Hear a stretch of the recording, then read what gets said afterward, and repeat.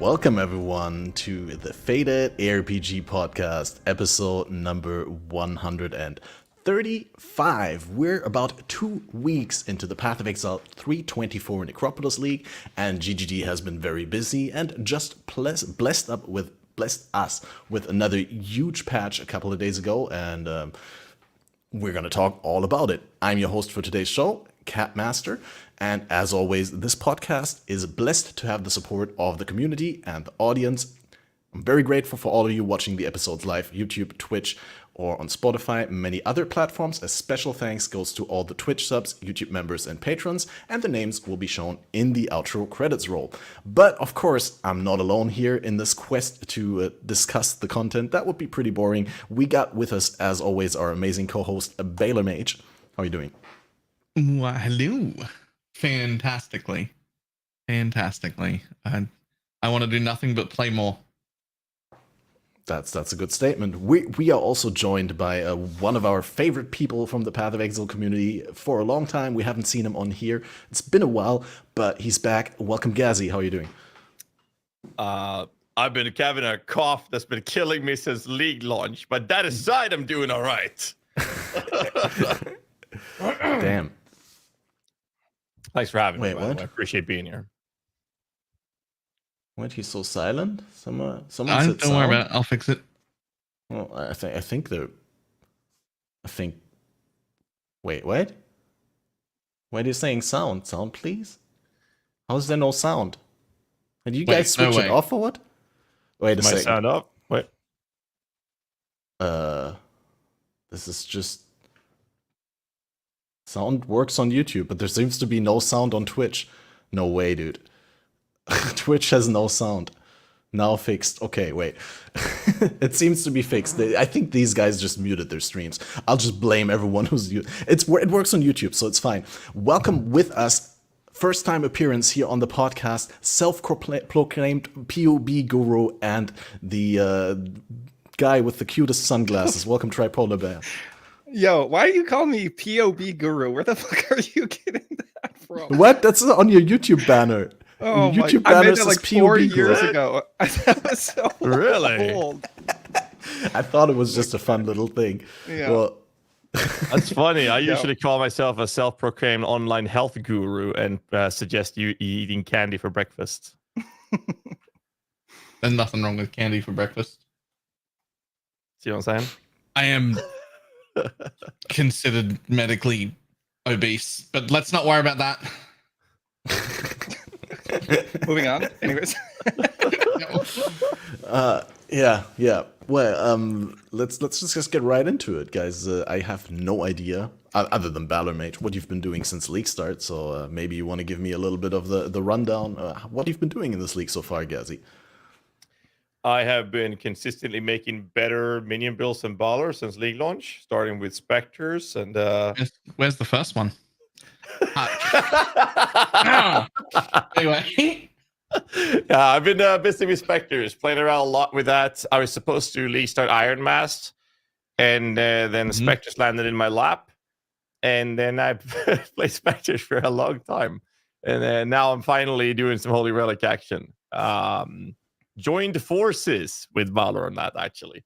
So he's working on a Necro version. Recently posted the written guide for that, by the way. And I am working on a Guardian version, which should be ready by tomorrow, I hope. So that's what I've been doing. I've been hearing tons of good things about the Holy Relic build. The new... What was it? The Lacerate of Spraying, alt gem? Lancing Steel, Oh, Lancing Steel, not Lacerate, right. Yeah, people been using that a lot. Well, I can't wait to hear all about it, but first, let's give TriPolarBear a warm welcome. And what have you been up to this league so far? Just league started, cock DD, blasted everything, and then I just could not fucking help myself. I had to play CF again, so I booted that up, did a little budget thing. But then all this anarchy shit started happening, and I felt the FOMO, tried re-rolling a Fulcrum Chieftain, because like Tuna had a video, and he's like, well, it's Affliction 2.0. And I was like, damn, is it really? Well, my biggest regret in Affliction is not going Fulcrum sooner, so I rolled that. They got rid of it, so yeah, I've just been chilling on Fulcrum. It's like harvest juicing today, and maybe I'll go back to CF, Giga Graveyard Craft, some wands, shields, and whatever. But yeah, we'll see. Yeah, I saw that post with you having all the gear prepared, and then you said you got to do one map before the patch or something like that. No, I was about to do my fucking map, and then the patch hit. So I had enough currency for all of the gear, Divines of Destiny, everything, and then I bought the one Scarab, and I was gonna do just that one, but I sold the Scarab, and yeah, got ahead on her quick. It is what it is. Damn. So I did last league. I decided to finally succumb and actually do the meta farming strategy. I just have a tendency of being very lazy. I hate trading. So when I do trade, I want to buy huge bulks so I don't have to trade for several days. So I think I spent 500 divs on prepping maps last league. So I had a couple of quad tabs and I prepped them. And I ran like 10 or 12 maps. I was bored out of my mind, and they're still in my standard stash now. Like 500 divs of prepped Scarabs, the Sextants, you fucking name it. Like, oh my God. So I'm glad you didn't do that. You did put it all into anarchy. Yeah. But I know there are people who did, though. There are definitely people who spent like hundreds of divines prepping map running for this strategy. Yeah, nobody wants to sit there and fuck around, right? Like, you just want to be killing monsters, picking the shit up. So yeah, those people got fucked. But no one's gonna care, right? Boo hoo! Oh no! You know, the guy who already had all of that lost a little. Yeah, true. I mean, if you could afford it, then yeah. No, you'll find no sympathy on the Reddit. No. But then again, I don't know, like. I do remember, was it Ben died, and I think King Conger died, and a couple of others due to server issues because of these 25,000 monster maps or whatever it was. You know, people, the servers were actually lagging, but when they fixed it, they didn't even make a statement having the argument or the reasoning being server stability. They were like, oh, we're just going to. Yeah, but they've already made statements in the past. Like Chris Wilson made a clear statement about how important the integrity of the economy is for a league, more so than server stability. So making changes to affect the market is something they really want to stay away from. Which really, I thought it had been reverse. That server stability is more important than well, to some degree it is, but the integrity of the economy should never be compromised. Is what Chris Wilson has been saying. Well, like these changes, it made sense that they were made because of servers to fix that, right? But at the same time, they never said that. So now if it was even a server problem, if even, right? So now it just comes off as them not liking the way this was dealt, and you know, this one was really different, though. I don't know. Like, people complain about like, oh, we've ruined the economy, this is going to ruin the economy, that's going to ruin the economy, etc. People complained about last league as soon as we found out what we could do with wisps. But that stayed in, and it never actually ruined the economy. Like, it was a great economy, really strong. People were still playing up to the final week. But it wasn't because there was a disgusting min-max 1% of farm to do that would drop a ton. It's because there was a step down from that you could do if you were a 5%er, and a step down from that you could do if you were a 20%er, and a step down at that. And there were all of these steps. You could be like people fishing for 12k juice maps, and then that's all they did. And then those people walked out of the league with like 50 to 100 mirrors that they had dropped on the ground in their inventory. And then there were people like me who never went that far, who definitely dropped a mirror and made more than that. But I was just running anything that was, 8 or 9k or above, because I couldn't do that level of degeneracy. Then people below me who were running 6k all the whole time, who had definitely earned well more than a mirror, and half of them had dropped one. And then people below that were running 4k maps. And then people who didn't want to run the juice maps that were able to run other strategies that were incredibly profitable to help fund all of the people that were doing that. We had all of those things. So there was like room for everyone. Whereas this farm with those rogue exiles had you either do rogue exiles in tier 17 maps, full clear the map with 2,500 rogue exiles that are probably ghosted in it, and you can clear it consistently all the time, or you do nothing and get nothing. And that was the gap. Yeah, pretty much. So it had to be fixed, because it was just a disgusting farm for the 0.1% who can do it, and everybody else go fuck yourself. You know, So, I'd do. me and one of my mods who's been playing with me for the past 7 years, I think, 8 years, 8 years, I think. We played about the same amount of hours. Between him and me, we have just over 60,000 hours in the game together over the past 10 years, and neither of us have ever dropped a mirror, and he dropped 2 that league. And I decided not to farm too much of it because I didn't want to drop one with the affliction juice. And I've still, of 10 years playing this game, have never dropped a mirror. I've had over. You're saving yourself. Yeah, like so I want to pure. be happy. I want to be happy when I drop it. I don't want to feel like I cheated my way to it. Are you like I've had practicing your 100 reactions? mirrors. I think I would have worried about that if I hadn't already dropped a mirror. Like Well, if it was my first mirror, I'd probably be worried about that too. You know, I feel like Nah. I really want the first mirror to drop to be something I look at. But the more I think of it, the more I feel like my reaction will be like just a relieving sigh, like, ah, it finally happened, and then leave it on the fucking ground. Like 10 years, like literally 10 years, Yeah, not that's seen crazy. it. I've And got I 2 just- outside of affliction. That's wild. Pick it up and mirror something that's currently in your inventory, regardless of how good it is. And it's not like I haven't played Magic Find either. I even farmed Headhunters and Base Buds. I have done Party MF. I have, back in Breach League, we did Leech MF groups with Poison Enemy Weapon. But I still haven't dropped one. Come on. But you had one in the party group, right? Like not you personally, but no, not even in a party with you. The only You've thing been I've playing so much longer than I have. the It's only crazy, mirror I man. dropped or picked up from the ground was a guy who died in Delve, and it was a mirror dropped, and he was dead next to it. Hmm. And I jumped in, and luckily I could get to where that node he was at was. That's the only thing I picked up from the ground. Everything I just traded. Stupid. I want one, you know? I feel like I deserve it. You definitely do. What the hell? Yeah, damn it. Yeah, so I've also never had one drop, but like for me in Affliction, if I would have dropped one, I just would have saved it. Like I would have compartmentalized it differently in my brain. It would have just not been a regular mirror drop. It would have been an Affliction mirror drop, and I would Yeah. have been happy. It would have been in its own right, but it would have not taken the place of my first mirror drop because it would have just Yeah, there's a little asterisk, you know. yeah. When did you get your mirror drops? You said you had 2 outside of Affliction? Yeah, 2 at minimum. Maybe I got a 3rd and I'm just not remembering anymore. I think And 3rd it was was affliction, guy. but yeah. One of them, it was like a random underground sea I accidentally opened, and I just go in, kill the first pack, and it drops a mirror before I leave. And I was like, wow, that's fucking insane. I was just like some random, but the other one, I was like deli mirror farming on Tropical in Crucible or something like that. And that's when that one dropped. That was pretty sick. It was right at the boss too. It was perfect. Nice. My first one almost made me angry because it was an incursion league, and me and a friend of mine leveled to 100, which was both of our first level 100s. This is back in incursion when it was actually, you know, something that took a while. We did it in full MF gear, in tier 16 maps, in hardcore.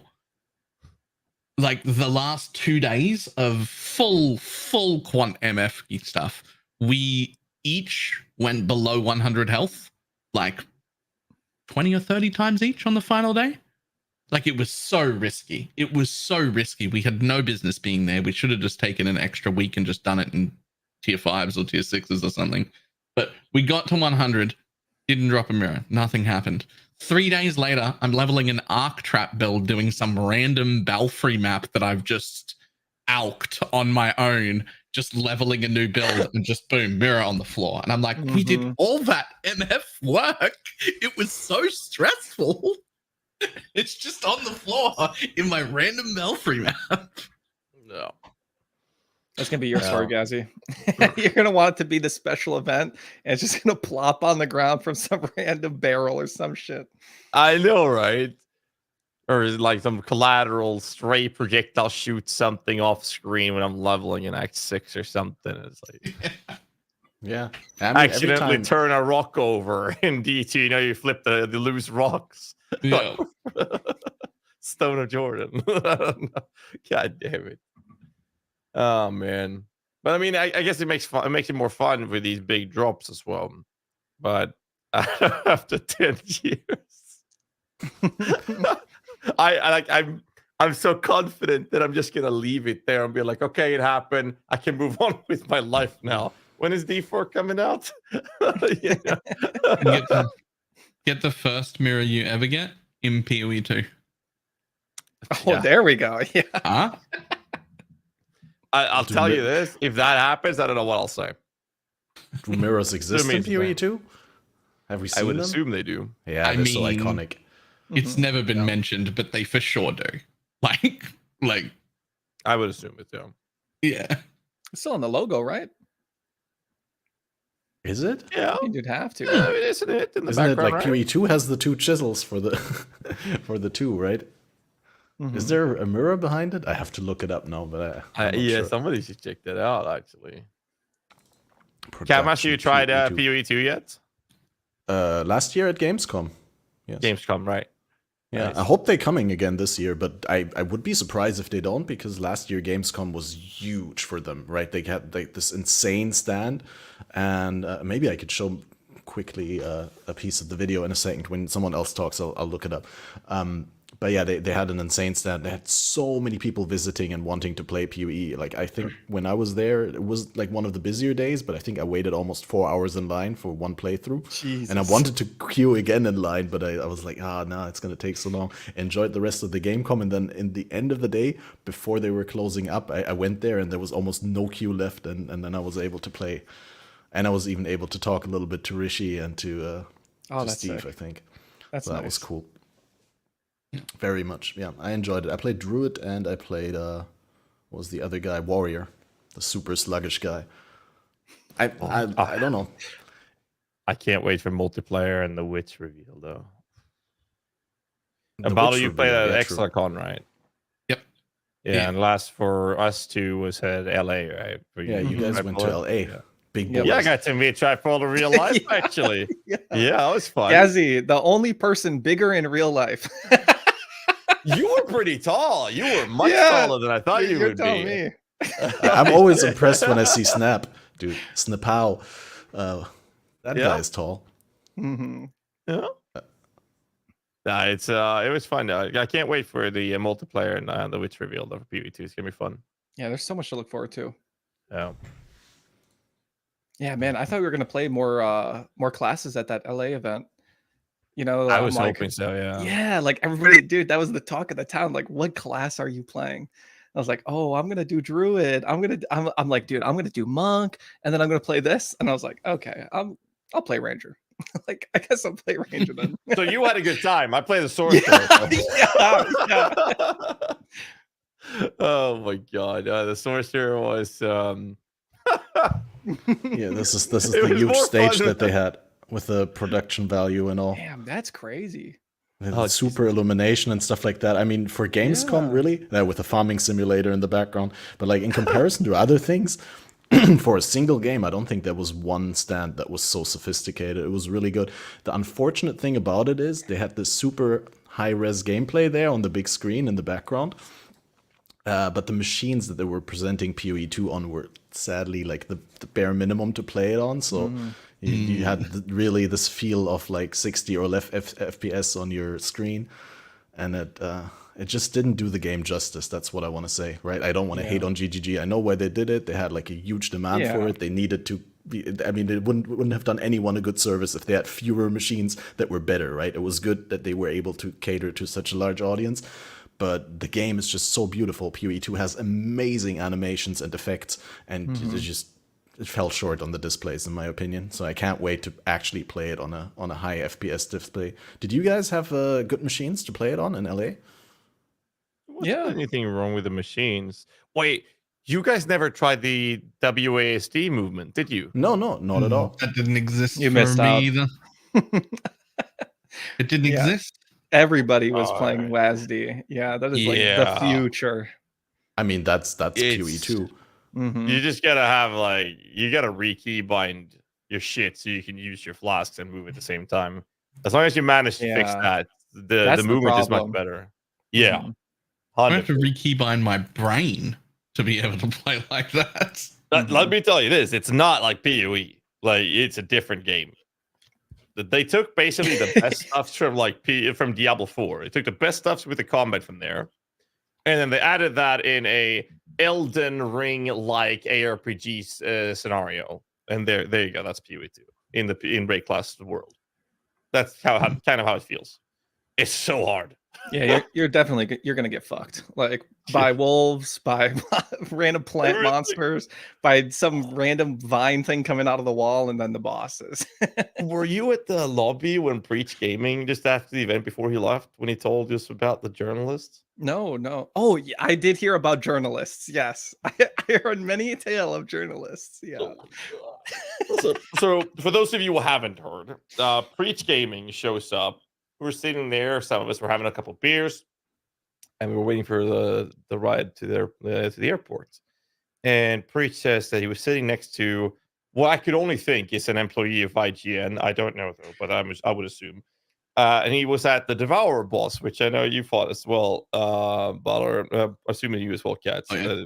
A very hard fight, and he was going like this all the time. Keep that. Actually died in that fight and had to restart it. He just went like this all the time for like half an hour straight or something like that. Anyways, gets up, leaves, gets some food, comes back like half an hour, 40 minutes later, tries again for another half hour, 40 minutes, leaves the building. Like literally left the venue. Like IRL rage quit the fucking thing.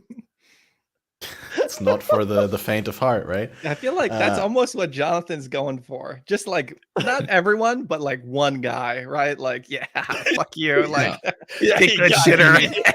If you can just make like a 1/4% of people go, just like press the keyboard, you win. Just a Bro, couple he of brings smash up his controllers. fucking bingo card and goes like, yeah, I got it. One guy's done. It's a fine balance too, because if it's like 5% of people that smash their keyboards, you're in trouble. You've made a mistake. That's too much. You need to get that number down, but not to 0. Oh man. Someone. Who did you say was it? The IGN reporter? No. I don't know who it was. I would assume it's from IGN. Because that would check out. It wouldn't surprise me. Oh man, but I mean, it's like we were quite a lot of people in LA. There's so many, yeah. 50, 60 or something. Like in a small small. It was like in a conference room where they showed off to the journalists, and I don't know, I would say half of us were streamers. Less than half. Less than half, yeah. I didn't recognize 15, so many 20 of the people maybe? there. I think we were 15, 20 people, and they were supposed to have another event in Boston, but that was canceled. Otherwise, so we would have had other people. I was talking to Crip about it as well. He was supposed to go to Boston, but since they canceled that, couldn't make the LA one. So there were plenty more people supposed to go, and I would assume that they would have reached out and invited more people from the streamers to join as well for Boston. But since he got canceled, I don't know why. So it's still crazy. It was a lot of people. It was, I really hope they do something similar for Germany for Gamescom this year. That would be awesome. I mean, I hope they do one in the US and one in Europe. That's what I really hope they would do. There was a follow-up question that I had that I forgot about now, but I guess the WASD thing. Would you like to see that in PoE1? I mean, clearly PoE1 doesn't have the move while firing. That's sort of different then, because it's essentially like controller play if you have WASD, right? But would you want to see WASD in PoE1, or even like the being able to fire while moving? Nope. Yeah, I mean, agree, but the fire while moving, probably not, because that's like a fucking redesign of everything, you know? Like, you know, we don't want them tinkered around that much, but I mean, like an extra controller options, that's always cool. You know, like, I'm not going to hate them for just adding WASD or, you know, be against it. Like, but yeah, this probably just takes dev time, and they probably just want to have people play controllers or mouse and keyboard. Honestly, Go ahead. I'd be incredibly happy if like every other ARPG in the world, I could just pick up my controller and start playing, and I didn't have to reboot and change the UI and everything. Every other ARPG in the entire world, I get to separately bind what it would be if I was using a keyboard, what it would be if I was using a controller, and I can hot swap between them whenever I want. Yeah, that's Just I would like that too. Pick up, Just being put able down, to pick it pick up, just for 2gen Windows. Yeah, this is the only game that's an ARPG genre at all that doesn't do that. Well, I mean, see, similar to watching cartoons and anime and stuff like that, something happened when I grew up. I played console games, and then, you know, I grew up. I stopped watching cartoons, and I stopped playing console. I played PC. So when I play ARPG games, I feel like I want my mouse click movement. That's how I grew up playing ARPGs. So no, I don't want that to be something in PoE1. Now, I don't mind the console kind of like crossover where people can do that. Like, that's good for the people who want that. I don't mind that. That doesn't impact me. I just don't want the way PoE1 is played to be changed fundamentally because of how PoE2 is. I know, I don't get me wrong. I think the wasp key movement is really cool, but it fits PoE2. It just doesn't fit PoE1. And it kind of destroyed my my immersion of the way to play RPGs, and that stems from Diablo 1, Diablo 2 kind of approach, right? That's how I see it, at least. Yep. Man, mine's just my handset. Yeah, for real. I had like a scare this league started. Like my Full. wrist is starting to hurt, and I was like, "Gee, like, like I need to change." You got one of those? Yeah, no, I bought like a wrist brace. I'm changing everything. I moved the monitor back. I'm using one of these. I'm trying to move with my. No, it's like this corny, cheesy shit. Like my whole arm, like, ugh. You know, I got so tired of it, so I got this instead. What the fuck? See, this is why I want controller support. Yeah. I just want to be able to map with a controller and then put my hand on the mouse and do all of the inventory and stash and craft and spec and then go back into a map and pick the controller back up. Yeah, for me, I think it was like the so like on Cock DD, I was moving, but then you still have to aim the lancing back. And so it was like that thing where you're moving forward, but you're like doing the stutter step and like shooting behind you. It's like playing Toxic Rain. Like it's so much shit like that. It just fucking killed my wrist, dude. Like that was awful. And as a streamer, it's like, dude, I can't just not play for a little bit, you know? Like, what am I gonna do? Just fucking sit in my hideout? And like, I look at Sushi. Sushi's having the same problems. You know what he does? Yeah. He just rogs. He's just rogging. It's like, man, I can't do that. I can't just fucking rog in my hideout. Man, I'm so lucky. Like, I don't know. I have mostly no problems, but my biggest problem is my right middle finger from all the clicking. Right? Like I'm fine with the wrist and everything else. The other fingers are fine, like left click's fine, but just the right clicking is dead for me, right? So for the past year or two, I've always been using my main skill on Q, and right click is like something like a debuff, something that I use a couple of times per map maybe, right? Yeah, and I don't know. Too. I don't know why, but I seem with Path of Exile to have this feeling that I need to click harder, because in no other games am I, for lack of better words, misusing my fingers that much, or abusing, because I don't know, you can click, like, you don't need to put a lot of pressure on your button to actually cause a click to happen, but whenever I use like main skills on right mouse button, I go so hard on that. I think you need a little more damage, man. Like, it's like harder for more damage. It sounds like a damage problem. Yeah, probably. Just skill issue or build issue. Now, what do I want to say? Is actually, I didn't have any problems this league until I decided, I'm in a private league, until I decided to put all my maps that I didn't use, all my sub tier 16 maps, into the guild stash for other people to get their completion, and then it flared up again. Like I clicked the entire inventory, and then it was even bad for the left mouse button. So it's like, it's the inventory management, not the gameplay. I actually only have had, except the gamer mark, I've only ever had wrist issues once from playing this game. And that is when I did Magic Find Kinetic Blast. As soon as I start playing the one button, FOMO, Magic Find shenanigans, TS, or Kinetic Blast, like I'm a big, might come as a surprise, I'm a big fan of wonder builds. I love, like, in order of my enjoyment, it's minion, spells, wonders. And anytime I get an opportunity to play Wonders, I'll take it. I think it's fantastic. But you can only play it if you have room on your action bar for 2 separate keybinds for your attack. One for your mouse and one for your keyboard. So as soon as you start feeling a little strain in your wrist, you have to start using your keyboard to use the ability. I'm not sure if that's a healthy way to play the game, but that's the only way I can alleviate the amount of strain and pressure from holding down right click so much when you're playing. And that's also one of the reasons I prefer to play builds like Minion builds, because you don't hold down right click all the time. I guess Holy Relic is kind of in that realm though. But but most of the builds, they're more like most Minion builds, which is why I like it so much. You use different abilities in different scenarios, and you do them in different orders depending on how you approach things. You move more, so you click different things. You use different muscles. You don't just go up, hold down right click, loot. Next pack, hold down right click, loot. And I just find that less entertaining to play. I guess that's why Minion builds are so attractive to me.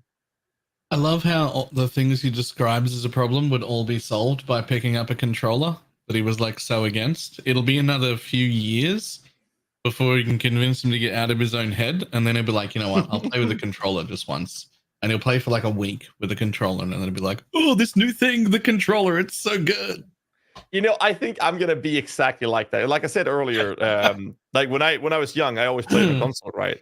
And then I grew up and I went to PC. That's why I don't like playing controllers, because to me, when I played on the for me playing on a console, to me feels like, oh, that's what I did when I was 10 years old, 15 years old.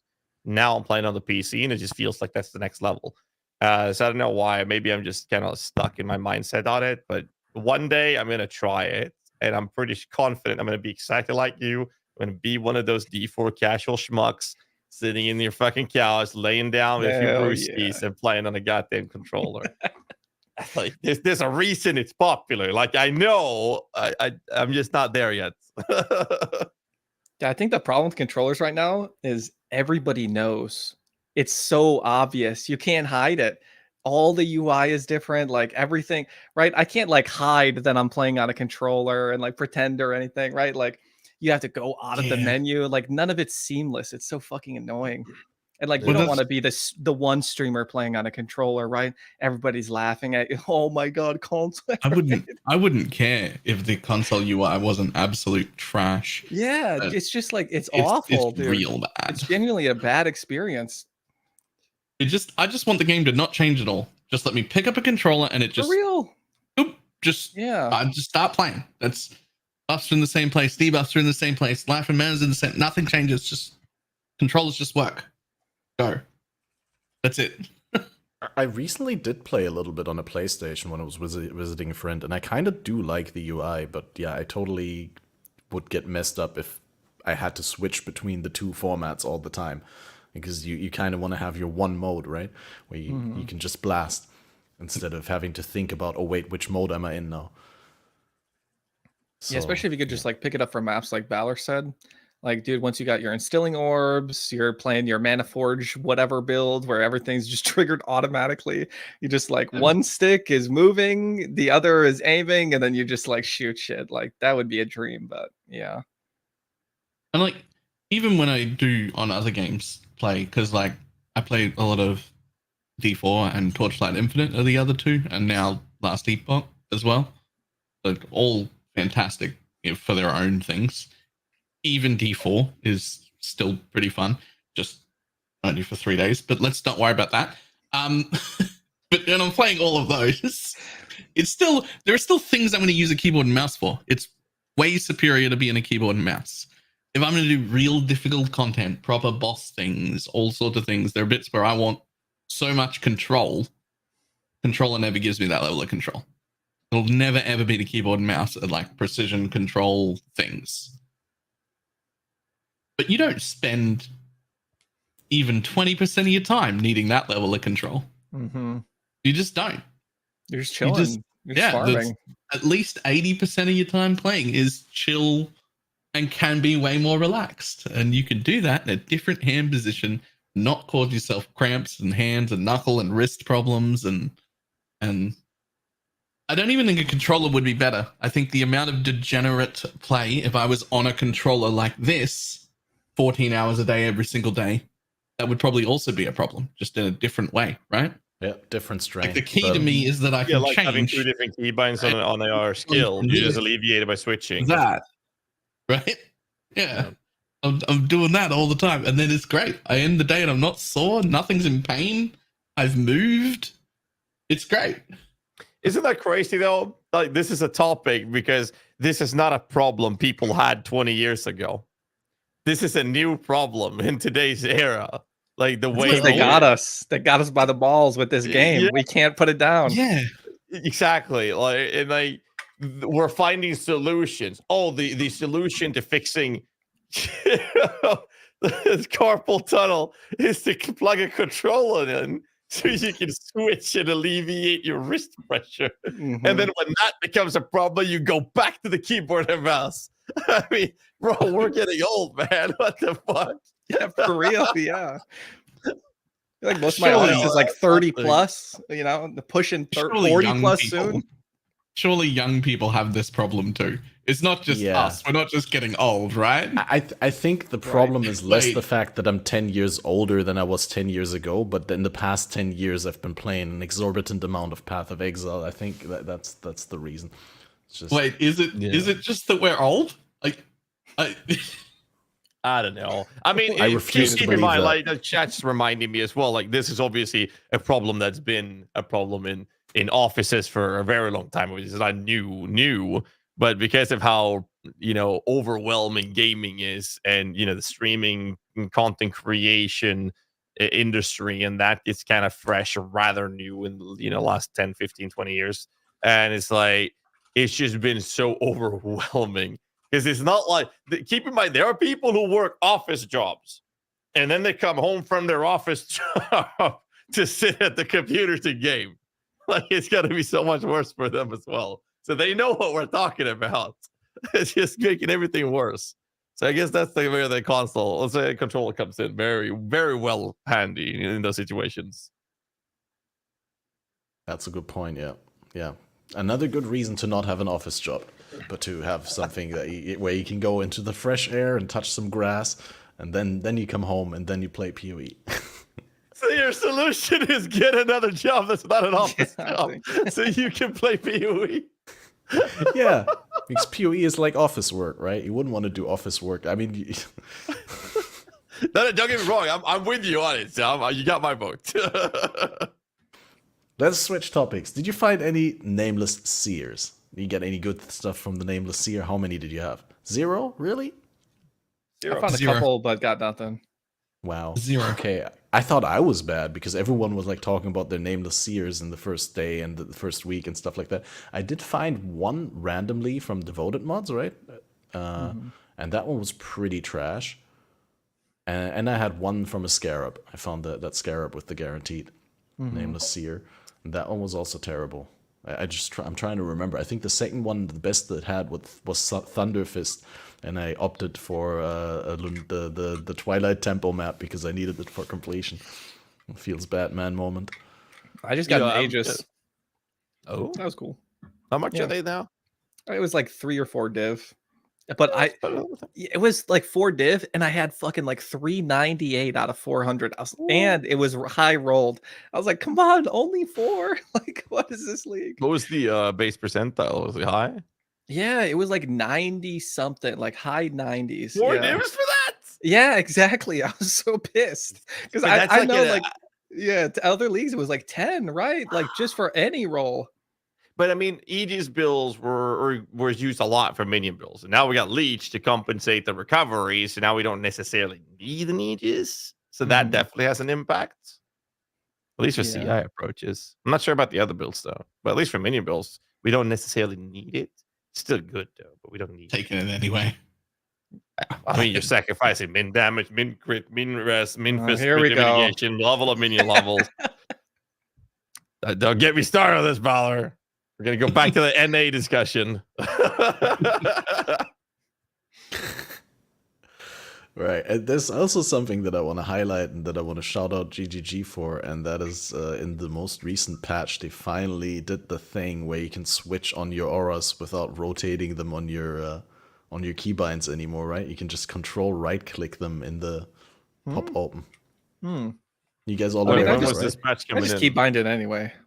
On and Thursday. I'm not doing all that clicking. That's one. That's already one in. move closer though, because we're waiting for one button to turn them all back on. Yeah, that's Mhm. going to be in PoE2 undoubtedly. Yeah, Yeah, but was that patch already in? Mm-hmm.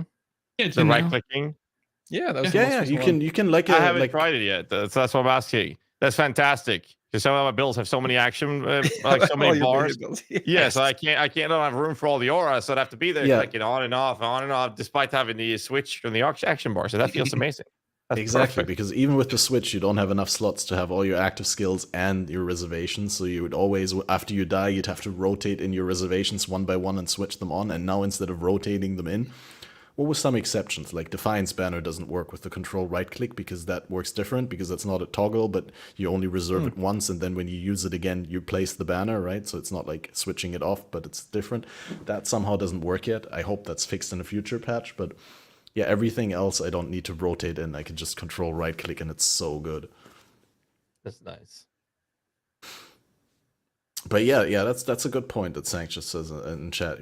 We can't use that. That's going to be in PoE2 anymore. For things that bother us in PoE1, because PoE2 is not the solution to the problems in PoE1 anymore. Yeah. So those things need to be addressed separately. But yeah, somewhere down the road. Are you guys engaging in some corpse crafting? Nope. I imagine Ghazzy is. No? No. Nope. No, I'm not. Really, you So, guys aren't? Can't you just do I, minions and then mod tier and you get whatever the Yeah. fuck you want? basically. I mean, so like the thing is, I really love crafting. I feel excited and I'm happy when I do crafts because I feel like I've worked my way there. Harvest, crazy. The corpse crafting is not harvest with more steps. It's harvest with a fuckload of more steps. And I mean, the time I spend setting that up, I can make 10 times the profits and profit crafting normally. That's how I see it, and it just makes me annoyed that it's that I have to go around this grid and place these corpses, buy them from multiple people. It's just gets so frustrating to go through the process of it. So I have an issue with the interface that's making me not want to engage with it. I know it's ridiculously strong, especially now that you can fracture influence Yeah. items. Like, what the fuck? What Yeah. the shit? And I'm still not engaging with it simply because I have decided not to push currency this league too much. And I just want to do what I enjoy. So I decided not to engage with that part of the mechanic because I did not find it enjoyable. And I'm having a great time playing the game. I don't want to ruin that. That's my position. Yeah, I agree. It's like it's just so fucking annoying. Like I don't care how good it is. I hate it. Like it's just awful. Like yeah, sure you can have all the power you want, but if you make it this tedious and annoying, and like you don't have to min max it, right? You don't have to like plan it out. I have the adjacent humanoids. I have whatever. But even just like having 80 corpses that you buy, and let's be real, like you're not bulking all of them, right? Maybe you can bulk like 5 or 10 at a time. And so you have to do all these trades, and then you're placing them one at a time, and then you actually do kind of do a little bit of setup, at least for the split or whatever it is, your fracture mods. You have to get the increase effect. And it's like, dude, I'll do this for like 1 or 2 items, but yeah, I don't know why we have like such power behind it just being annoying. It just sucks. Yeah. Like I'd rather have less power and have it be way less tedious. But incentivize shout out to the people people. to engage with it. Yeah, like shout out to the people who are actually doing this shit. Okay, like I'll buy your I'm in stuff. a trade but- league, Yeah. so the fact that it's become so easy to craft also means the items that I want are cheap enough that I can just buy Mhm. them. Exactly. Yeah. And it's look, I'm Well, sure some people love it, but it looks tedious and annoying and frustrating to use, and it also takes up too much of my stash room. The rest of the league, I love, by the way. I love the remnants, I love the all flames, I love the mapping portion. I think all of that is like great. And it's just the crafting is just yeah, I mean, there's so many people doing the higher end items, like they're crashing in price because of that. Yep. But no one's doing the low end or mid section items. So that's all I'm crafting. they sell like butter. They've never sold as fast in my entire any league I've played in many years. It's like it's all I craft. Mid-section high 10, 15, 30 divs. That's it. It's crazy. Big items, items you see like a mirror one you'd see in previous leagues that people would service or at least pay a mirror for. Going for like 80 divs now. Like, what is happening? Yeah, I love all the bows. I have so Yeah. many people in my guild. They were just putting them in the guild stash, like the ones that just like didn't hit attack speed. It's like, oh wow, it only has 5 T1s, but it didn't roll attack speed. Like garbage. Somebody Yeah. can take this. It's crazy. But I don't mind. I think it's good that there are mechanics in the game that makes it so every now and then the very casual players get to touch the super overpowered big items. I think that's good. So they get to play. They get to have fun with those things. Like Mageblood crashing a prize. I think that was a good thing for those players that had never tried it. I've tried a few times. I don't like it because I feel like I trivialized the entire game and there's no point in playing when nothing can touch me. Like that's why I don't like it. But I think it's for the people who have never tried it, now has one of those aspirational goals where the finish line just got pushed closer to them. Not them moving forward. The finish line just got closer to them. And I think that's a good thing in many cases. But I again, like I try my best to see things from a perspective that is not my own, and that's always going to be very hard. But I firmly believe that's a good thing. But maybe I'm wrong. But that's just the way I see it. Yeah, the Mageblood being cheaper stuff is really cool, right? It like made the league special if you got in there early. Right? Like the cheap Headhunter, the cheap Mageblood. It's like, wow, this is my time. Mageblood maybe not, but a Headhunter, right? True. Every once in a while, having a league like that is a lot of fun. But yeah, for the right circumstances, right? Yeah, my first league of that kind was Piranda's League, where like for the first time, good 6-link uniques were available to everyone because the Pirandas was just giving out stuff. Just dated yourself there. Good 6-link uniques. Yeah, sorry, I started playing the game way ago, but yeah. What I'm trying to say is like similar to that experience for me. There's like a lot of people who have never had the chance to get their hands on a Mageblood or on a Headhunter, and once they had it once and they know the relative power, then that's also something that they look forward to getting in the future league. And like Ghazzy said, it's an aspirational goal, and it just increases your motivation to play, to get there again, to get that power level that you crave. Yeah, I had that in Legacy League, but I was like a little duo with my friend. So, he knew the game. I was kind of taking along, and that was my first taste of like juicing, doing like Chayula, whatever the hell they were called, League Stones or whatever. And then he let me borrow the Headhunter up to level 100. And I was like, dude, this is crazy. I'm playing Vol Fireball. I was like, I was hooked, dude. I was hooked from that point forward. That Vol Fireball build. Mm-hmm. I remember clips of that. People like with huge skyscraper large characters running through the which map was it then? The one with the Malachi boss, right? With the dude, I was just blasting Strand. Oh yeah. So I'm curious, Tripolar. The sunglasses. Yeah. The story. Why you always wear them? I need to know. I was gonna ask you at LA, but I forgot. Do you have like a super huge screen with like huge brightness, or you just have big like streamer photo illumination, or what is it? No, you're gonna hate this. No, it's nothing interesting. No, I just I was having a rough go at it for a little bit, and I didn't want people to keep commenting on how tired I looked. So I kept them on for a little while because that is exactly. Oh the fucking bags. Yeah. You but now keep it's like, telling me that I'm wearing makeup. I'm like, you know what? No. It's like, hey, I kept getting shit like, hey man, are you okay? Like, you should end the stream and get some sleep. You look kind of tired. And it's like, shut the fuck up. Like, we as streamers stop bothering me. Yeah, like, so fuck it. I put the sunglasses on. I did take them off for the LA event though, because I thought it'd be cringe to wear them in real life, right? Like that would be so corny. I mean, Juice was wearing a full face mask. Yeah, well, he was wearing a full face mask. Yeah, he's got to protect his identity. Reveal. Yeah, so, like with his brand, he didn't know how to show his face. He had a full face mask on, so that so he wouldn't need to worry about other people recording things in case his face would show up and people could connect the dots. So to protect his brand, he was wearing a full fucking face mask. I was like, yo, what the hell, man? You can get away with anything as long as you do it with confidence.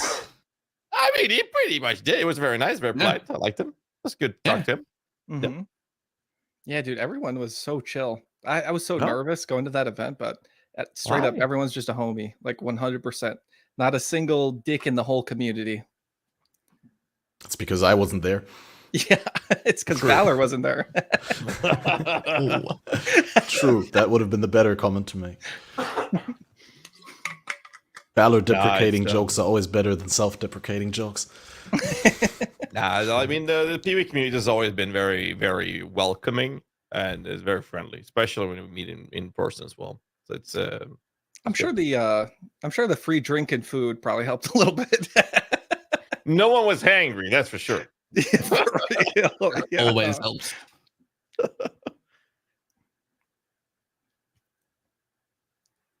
So there was a ton of other changes also that came with the patch that we haven't talked about yet. I think most notably we should be talking about tier 17 maps, where I feel like I have a little bit of a lack of expertise because I've still been saving them up in the small private league because I was like, first want to do some other stuff and farm, set up my syndicate and this and that, and been wasting a lot of time. But is there any like specific state that you would have liked more than the current state of tier 17 maps? Were you like more a fan of it when they were unrollable, or do you think like the previous version before this most recent patch without the tier 16 mods were better, or are you happy with the current state? And what changes would you still like to see, if any? I think that they are way overtuned. I think the mods are so crazy that when they were unmodifiable, you could bypass it by having a party with aura bot in some cases, not all. And that made party play overcome the so-called aspirational challenge too easily. And if you excluded that from the equation, I felt like if you had enough, the common solution to any problem in Path of Exile with builds is pour a bucket of currency upside down on your build, and now your problems are gone. So that means that the 1% players wouldn't have that big of an issue to solve tackling the majority of the mods that ended up on the maps. Now that they were modifiable, that means that it was even easier for those builds to do. My problem was that there was such a huge difference in terms of scaling on these on the difficulty that one map I could barely touch the enemies and barely clear, but the boss would be no problems. Or the boss would destroy me, but I couldn't clear them. But I could clear the map very easily. And what I would do is just roll the map till I found one where I can do the boss, and then I would just run to the boss. Like I wouldn't touch Union of Souls. I kill one rare, that's fine. When I get to the 70th rare, it's gonna fuck me up, you know. So I don't know how to balance it because I like the idea of it being aspirational. Like, yo, I want to be able to kill this. This is such a cool thing to overcome, without making it so that the 1% is like, yeah, I'm just gonna farm the crap out of this and make a ton of money because of the increased rarity drops and everything that it comes with the tier 17. I like them, but I don't know how they're gonna balance it to make me happy. But that's just my personal opinion. What's your take, Tripolar? Yeah, it's a little bit much. It feels like they did this whole change with like bosses versus uber bosses, where you're kind of a loser if you just do the normal version of a boss versus the uber boss. And then they fucking put that into maps now. It's like, wow, okay, you're a loser. You can only do T16 8 mod altars. Like, oh, you like, okay, looks like you're missing out like L, you know, like, yeah, it's fucking rough, dude. Like, if they keep this as the current game state, all we're gonna get asked is, hey, can we do T17 barrels back to basics on this? Like, is your league starter like, it's like, dude, this shit's rough. Like, you know how many mods you have to account for? Like, unless you're just gonna bankroll and steamroll this content, like, it's hard, dude. Especially when you're doing like 60% effect and then high rolling 0 to 80 more. Like, damn, dude, it's rough trying to do these maps. And that being how a lot of stuff is kind of getting priced. Not a lot of stuff getting priced towards, right? But like everything's just better, man. right? Your breaches are better, your legions better. Like Grimro said, like fucking everything's better in T17 maps, and they're hard. So it makes it feel awful if you're just doing only T16s plus whatever, you know. So yeah, Delhi drops hard, item but level 84 in tier 17. There's good, like, yeah, that's a yeah. ton of Everybody money in like that. you do Abyss there, and you're dropping Yeah. all those Stygians and high item levels. Like yeah, everything's better there. And yeah, it's rough, dude. You feel it, for the casuals, they're feeling it. You know, like a lot of the chatters. Like, I mean, how many? There's so many people that keep asking me like, "Oh, can you build you tier 17s?" And I'm like, "Yeah, I'm like proper low budget, or at least starting nibbling on like medium budget version of the builds. They can do it, but you know, yeah, I'm not gonna list the modifiers for you, but for real, yeah, you're gonna have to roll the map till you can handle it. yeah. You We know? can't even use a fucking regex for it. Like, there's so many mods that you have to roll for, and that not only that you're rolling against, but also now rolling for, like the Yeah. shaper, whatever, like the barrels, like. You have to have like 2 regexes to roll these maps. It's insane. Shaper mod, and then abyssal spiral spawns, and then beams. Isn't that kind of something that's always going to happen though? Like, it's supposed to be a significantly harder tier of map that's the entry to Uber fights now. Yeah, you So kill isn't tier it 17s like- to get access to the Uber fights. Like, it's still, it has to be significantly harder than Yeah, no, the I don't normal think maps. I don't think the problem is that it's harder. It's just that like you're so heavily incentivized towards doing these that you kind of get priced out. You're gonna start to get priced out of shit if you're not doing it in a T17 map, like straight up. So you know, how many things can you farm in T16s that you know you're just some dude who gets home from work and you just want to like log in and do something? Like, how many options do you really have? You know, if we go like another 2 weeks into the future, like what do you really get to do? Because you don't really get to do Essence Beast anymore. You know, like you don't really have like that option for white and yellow maps. Like you kind of do, but not really, right? Like, especially when all you see is fucking 15, 20 div an hour strats on YouTube, right? Like, you know, you're not really doing Essence anymore. You're not doing these like low investment, whatever. So yeah, you just feel the crunch. And I feel like that's the problem is like, you know, T17 maps, that's the new standard, right? Like that's what you have. It feels like you have to be doing T17 maps. Yeah, I think that the problem is that they are so hard that makes it interesting and fun for the veterans and 1%ers that we get to have an aspirational goal that we can overcome and profit out of and make a lucrative gameplay loop out of. The problem with it being as hard as it is that it hurts the rest of the players. That's I'm in the boat with you there on that Tripolar. It's like it feels like it's hurting those players. Is when it was tier 16s, those players could do pseudo juicing. They could do Alk and Go, and that would still be a feasible low income farming way. And the way we made them harder was to add the juice ourselves. We controlled how much we added and made the difficulty higher to get more out of it, but it comes at a higher difficulty. The tier 17s already has a bare minimum barrier that is so high that the players need to get there before they can get that baseline without super juicing it. And then people super juice on top of that, right? And I think that's the biggest issue.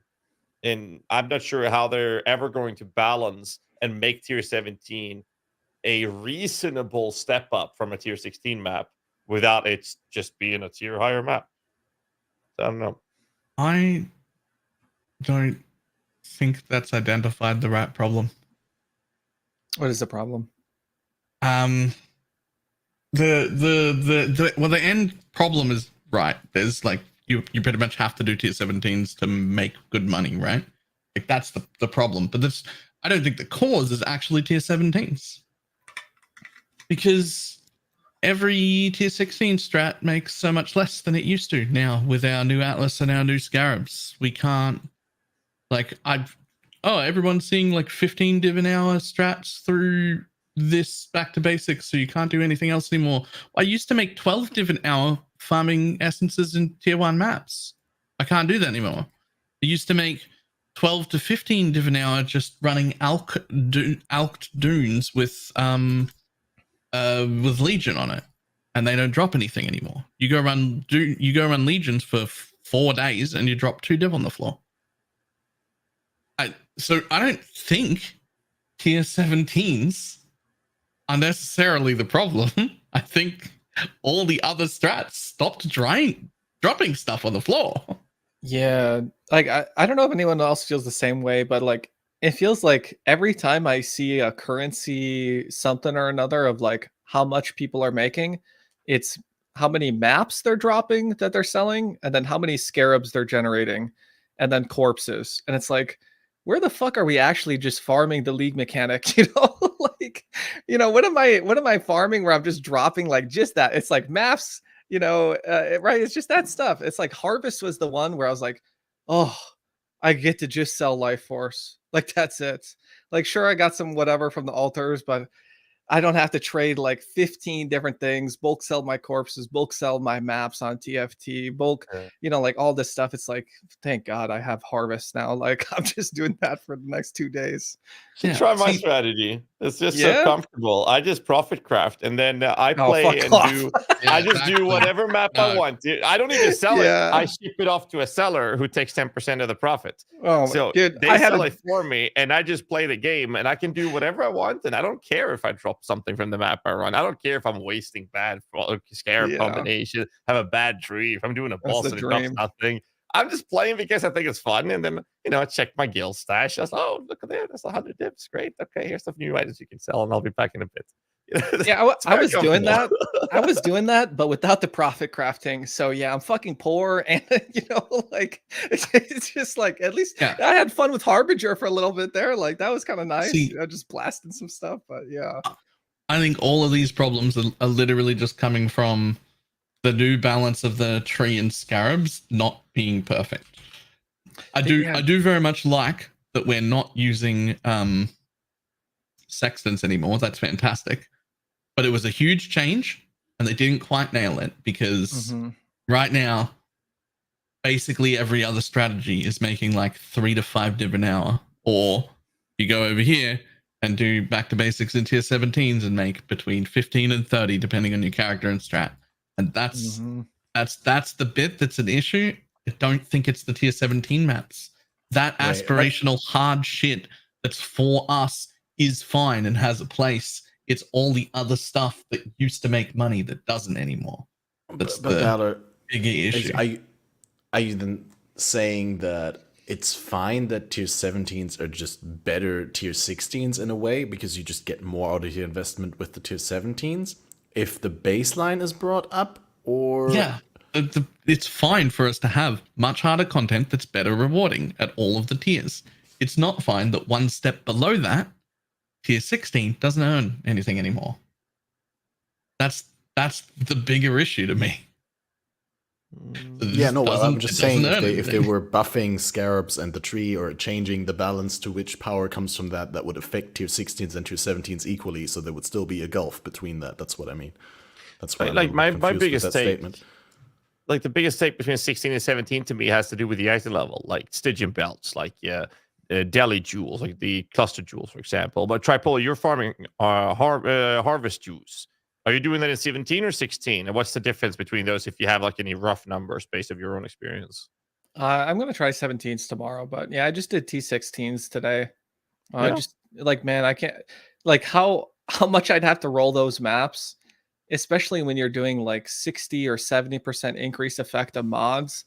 Like it gets so rough when you leave some of that on there. Like you're bricked, or it's like 5 portals, you know, like you're really riding a line when you leave that shit on there. But but you're doing that in 16 and making profit out of it. Yeah, and then it's, you know, you're like harvest doubling. Yeah. It's the it's like that Jung video, right? You just do the imbued harvest plus, you know, all of that stuff. You do blue alter quantity, and then you grab all the quant and increase effect. But yeah, I mean, I know it's better in T17, so I feel like a loser. And like, you know, that's kind of like the problem. It's like, fuck, man. And with T17s, the item level stuff, I don't really feel that too much. For me, it's like knowing that if I roll barrels, if I roll shaper, whatever, like every monster or every rare becomes a loot pinata. And to know that you're like just missing out on that, like, because you can't even really just do the T7. Like, you should be rolling them really hard too, like putting 20, 30 chaos into each map, it feels like. And so it's like, we not only added tedium, but we added like such a steep curve in difficulty. It's there's no middle ground. You know, it's like T16s. We've gotten kind of used to it. We got the player power over the years. It's really not that bad. And you boot up a map, you know, an 8 mod map with altars and whatever. And it's rough, but it's not as rough as a climb as like fucking T17s, which is just brutal. They're just brutal. Yeah, no, I definitely agree with that. I'm gonna change the battery. Give me a second. Well, that sounds almost as if the higher reward from tier 17s is offset by or compensated by the enormous amount of investment in chaos rerolls, both, and the time investment when you have to like death rush it with 5 portals. So it sounds like your average tier 17 takes a lot longer than your average tier 16. Yeah, and a much stronger character. Like, I feel like the tier 17 part's really good. I'm very, very convinced it's that the lower strats aren't working anymore. Mobs aren't dropping loot again. I suspect, I'm not sure, but I think it's because of all the conversion stuff they got rid of. I think conversion stuff. That and like graveyard stuff. Like, you know, a lot of crafting mats or like fracture orbs. You know, you don't do Harbinger as much, right? It's not as valuable. And like, it feels like the value from Harby is like the fucking maps it drops. It's like, oh, sick. Like, you know, whatever. Until you hit that fracture bomb. It's like, oh, cool. I get maps I could sell but 4 it was fun, to though. 8C. Yeah, but I mean, fun, exactly. On that's something we have to always keep in mind, right? It's very easy to fall into this little rabbit hole of like 1% juicer content creator elitist jerk kind of takes, and you know, suddenly being completely disconnected from the rest of the player base. Playing the game, we're supposed to have fun. That's why I very much prefer to do profit crafting stuff, and I just play the game for fun, and I enjoy what I do. That's the best way for me to enjoy my time. That's why I've been able to play the game for 10 years. But well, that's the most important thing, is that you pick something that you find as fun, so that you don't burn yourself out, and you can do it over a prolonged period of time. Exactly. Absolutely. So, like, to go to the tier 16 versus 17 problem, I think it's good, personally, that they have 17 being significantly harder for obvious reasons. The problem is it bad that it's so hard? It might be too hard for some people, but if they make them easier, then it's very easily going to be too easy. And if it's too easy, what's the point? Now it's just another one-step tier higher map. They could have introduced when we back in the day when my level 100 character, highest tier map we had was area level 78 palace maps. And it took forever to level. It was terrible.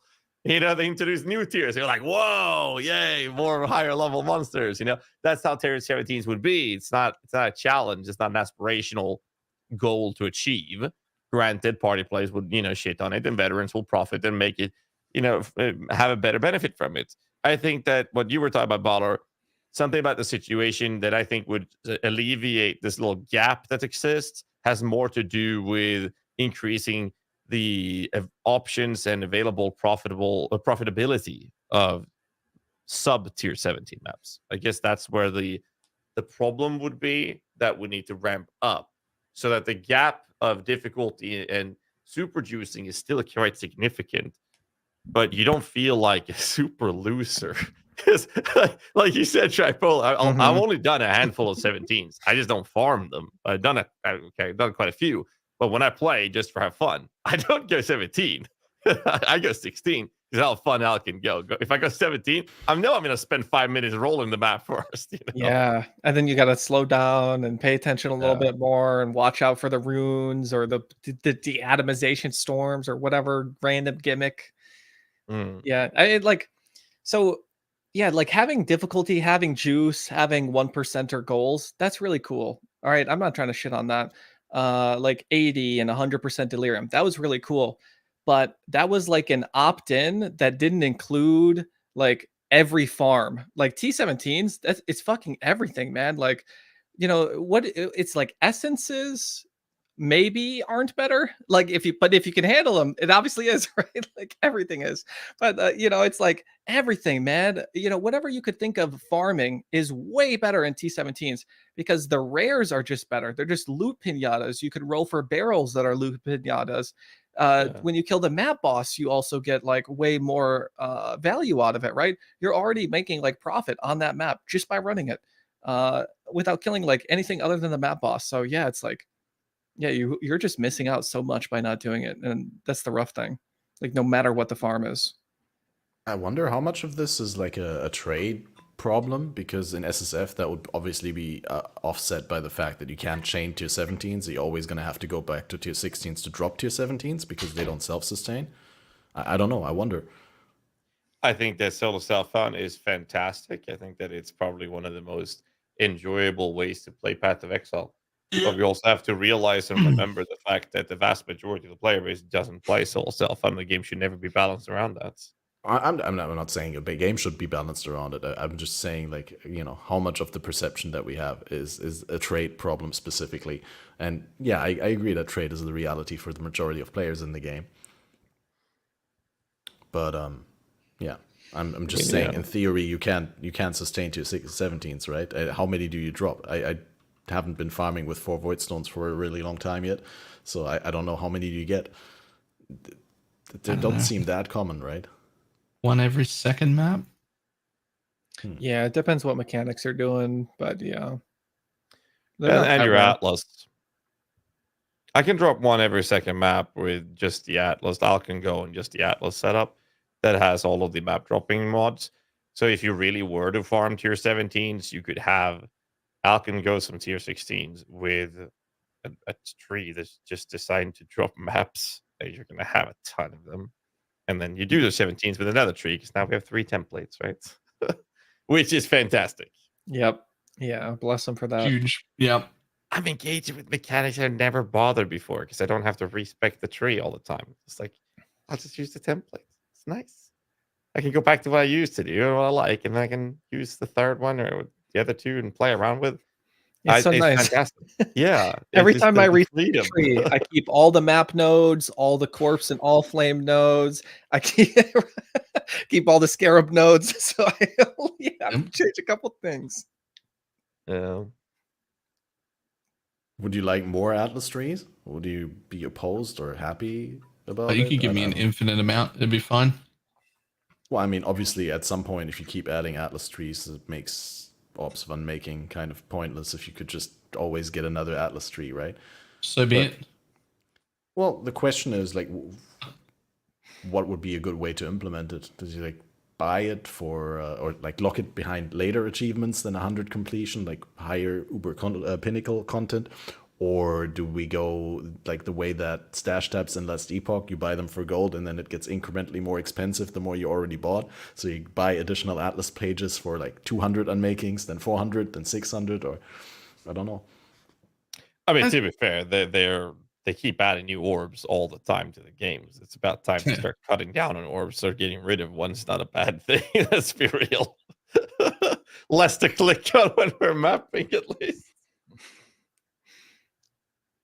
I'm not super concerned. Like 3's enough, but I wouldn't be angry. It'd be cool if you gave get like more. a free respec or something. That'd be cool. Like you do an Uber boss and you get 1 free tree respec or something.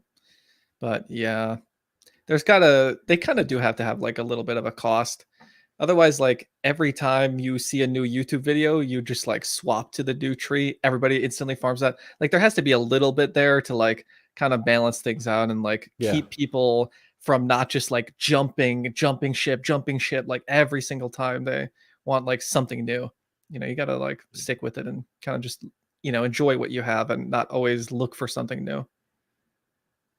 Yeah, the decision has to have the favorite word, weight, right? Like it has to mean something. If you just like spec into the Atlas tree and you can change it anytime you want without any additional cost or effort or without any sunk cost, then that would be kind of almost pointless to have the tree in the first place if investing into it was meaningless. One point that we didn't talk about in regards to the tier 17s that I wanted to briefly touch on is that they weren't only implemented as new aspirational content, like a higher map tier, but they were specifically added with the objective of them being bridging the gap between regular pinnacle bosses and uber pinnacle bosses. Can we all agree that that's somewhat missed at this point, or how do you feel about that? I think the general vibe in the community is that uber pinnacles are easier than tier 17s. I know for a fact that at least 80% of the people that are regulars that I've seen saying that have also never killed an uber boss. So I don't know if that's even true. But I can tell you from my own experience, I'm still shit at ubers and I can clear tier 17s, but I will regularly die on uber fights. I think it was the case when you couldn't roll them, but now that you can just roll it as easy as you want to, within reason. It's kind of just like, okay, it's a hard map boss, and if I don't add these mods, I have to watch out for a couple abilities. Maybe I die once or twice. And I feel like it's a lot better. Like the bosses are a lot better of a bridge to uber bosses, but they just need that, like, for me, it's that mapping part, like everything else in there. The bossing, now that you can roll them, it is, you can go in there. In SSF, you don't have to like roll another character to be able to do some of those mods. Like that was kind of crazy, right? Like, like you just roll like your uber boss fragment generator with no regen. It's like, yeah, okay, well, not this build.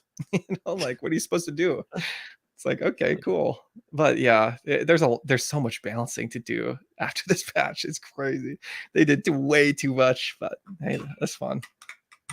And maybe I'm biased to it because I'm just like, I have killed every uber in the game at least like once or twice, but not comfortably. Like I'm just not a bossing person. I'm always a mapping person. I don't even dedicate the time to practice them. I don't care about them. I actually couldn't care less.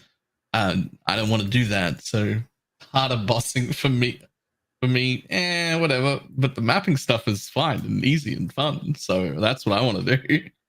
Like, I love bossing, but I can tell you right now, there are some bosses I absolutely hate. Like, I hate engaging with Searing Exarch, Uber version, of course, because of the Balls.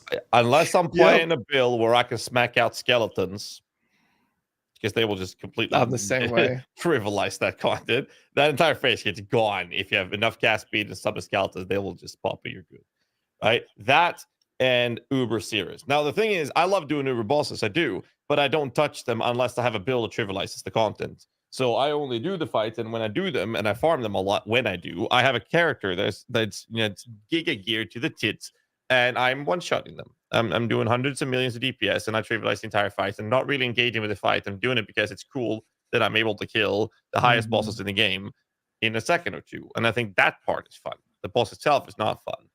That's something I really enjoyed with the tier 17s, because I went in there with lower budget characters, like like a regular player, actually going in with character that actually has to engage with the mechanics, and that's fun to do. That's really fun to do, and that's not something I find enjoyable from Uber bosses. But the tier 17 bosses, like I've talked about how they should make the expedition bosses Uber bosses in maps. I've talked about this for many years, since 3.15, and they finally did it, and I'm actually very happy that they did it, because those fights are so cool. Just the mods, like, a little too crazy. Those bosses itself looks fantastic, and they're fun to engage with, right? And I very much enjoy those. Yeah, I wonder how much of the perception is actually because the tier 17 are sort of forced rolled, whereas the Uber bosses you could do without rolls, right? You could just put them in white, technically.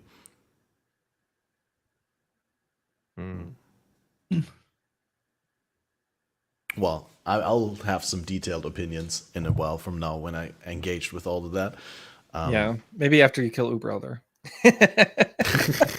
Dude, I sucked so hard. I did a fucking Deathless Maven, but the Uber Elder, I just sucked so hard. I don't know. Did you Maven influence it or something? What's the No, cope? not at all. No. I put pressure on myself because I was like, oh, I got 5 minutes to do this real quick before the podcast. That was probably the mistake. I should have been like, we do this after the podcast when we have breathing room. Right. But why does Uber Elder require 2 of each side of fragments? Because it's like so annoying. You go through your elders, you do the invitation, you go through your shapers, you go through the invitation. Hey, Now you at have least you can half of the swap them. fragments. Yeah, you know you can swap it. You have half the fragments. You got to do it one more time. And to be fair, Maven influenced Shaper is harder than Maven influenced Uber Elder. Yeah, absolutely. I'm just saying. Like, I'd rather do that than Maven influenced Shaper fight because that shit's a shit show. Yeah, Holy she fuck. just trolls you sometimes. You have 3 Right? Shapers Like, beaming you in yeah. the fucking shield. You don't know which one you can actually sit in. I'm like, whereas Uber Elder is just so much easier to do than Maven Influence Shaper bosses. Like, ugh. I don't know. I just feel like that progression feels awkward to me. Like you do the stuff, you get your Eater, you do your stuff, you get your Searing Exarch, you do your stuff, you get Shaper, you do your stuff, you get your Elder, but you're not gonna get that Void Stone unless you do Elder and Shaper one more time, and then potentially having to switch them as well. Yeah, I don't mind that. At least we get to switch them now with the Harvest Juice. I mean, that's been a long time coming, and I'm happy. I already used it once for my Uber Elder, and I'm probably going to use it again. I the next mean, one. I've seen screenshots of people in solo self-found with like 14 of the same Shaper fragment and none of the other, stuck on 3 Void Stones. So Yeah. Yeah, or like Elder Guardians still can't Horizon. So yeah, yeah. Ooh. like feels a lot better now. At least just being able to swap them isn't. It seems like enough.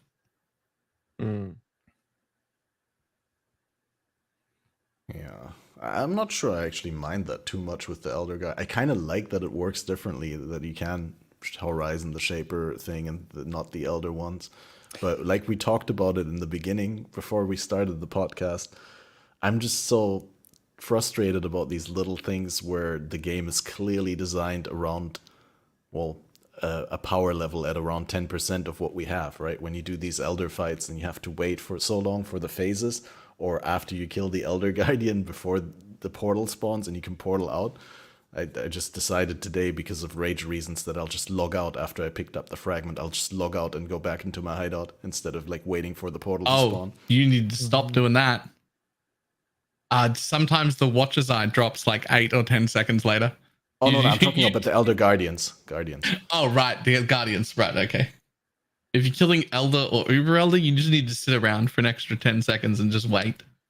Yeah, because you can learn that the hard way. Just sitting there and being like, "Ah, man, nothing dropped," and then I like reply to 3 things in chat, and then ding, Watcher's Eye. Really that long? Okay, I was aware that it sometimes can drop last, and they drop staggered. But wow, okay.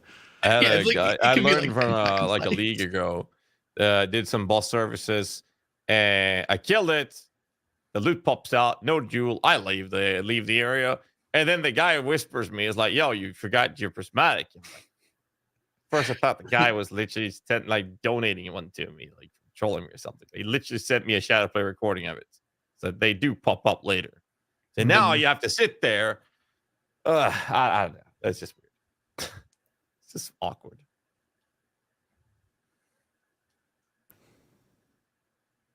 Yeah. Well,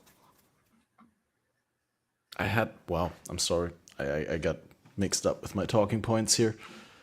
That's okay. I love not being the podcast host. I can just sit here and like just nod my head a little bit. I don't have to say a fucking thing. I just look at you, sit there and flounder a little bit. It's like, come on, Cat Master. Next topic, please. Well, what are you guys currently working on or working towards? Is there something specific that you're looking forward to accomplishing in the next day or two? Yeah, I just want to get some Balor. crazy. Yeah, I want to make money as well. Balor, what are you up to? Just more Holy Relic stuff. I've already started to go into a min-max setup. I'm in 2 full cluster jewels setups now. I'm gonna farm tier 17s with it for a bit just to make sure everybody knows it can. I'm pretty interested in finding out how that Guardian version Ghazzy working on goes, because like there looks like there are just some areas it's stronger and some areas it's weaker, but it still feels like it's gonna slap just looking at the Path of buildings and whatnot. So I want to see that played as well. Well, I didn't do the Tomato Man shield on it, but I've been lovely with it. It sucks ass, in the Act 1. I tell you that much. Act 2, okay-ish. As soon as you Act get 3, Lancing, it's great. yes. Act 3 Lancing, now it feels good. That's twinked, by the way. But Lightning Guardian, you have the Pocket Sentinel, Sentinel of Pox. You summon him, convocate, you're done. Yeah, I mean, that's it. It's just Guardian leveling. Despite the nerf, it just works the same. You just run through the campaign. Instead of poison, I don't have ramp up damage on it. It's on hit. We go crit, so we can go crit shield. Allows us to have 45 to 55, 60% chance to crit. So that means you're going to freeze. You're going to freeze a lot. You're going to shatter. You're going to get those benefits. On hit damage is like direct delivery of damage payloads rather than ramp up is like the big difference. But the biggest downside is I hate having one wrong color on Triad Grip. And the only way you can fit Triad Grip in it, which you need, is to run a 3 green, 1 red.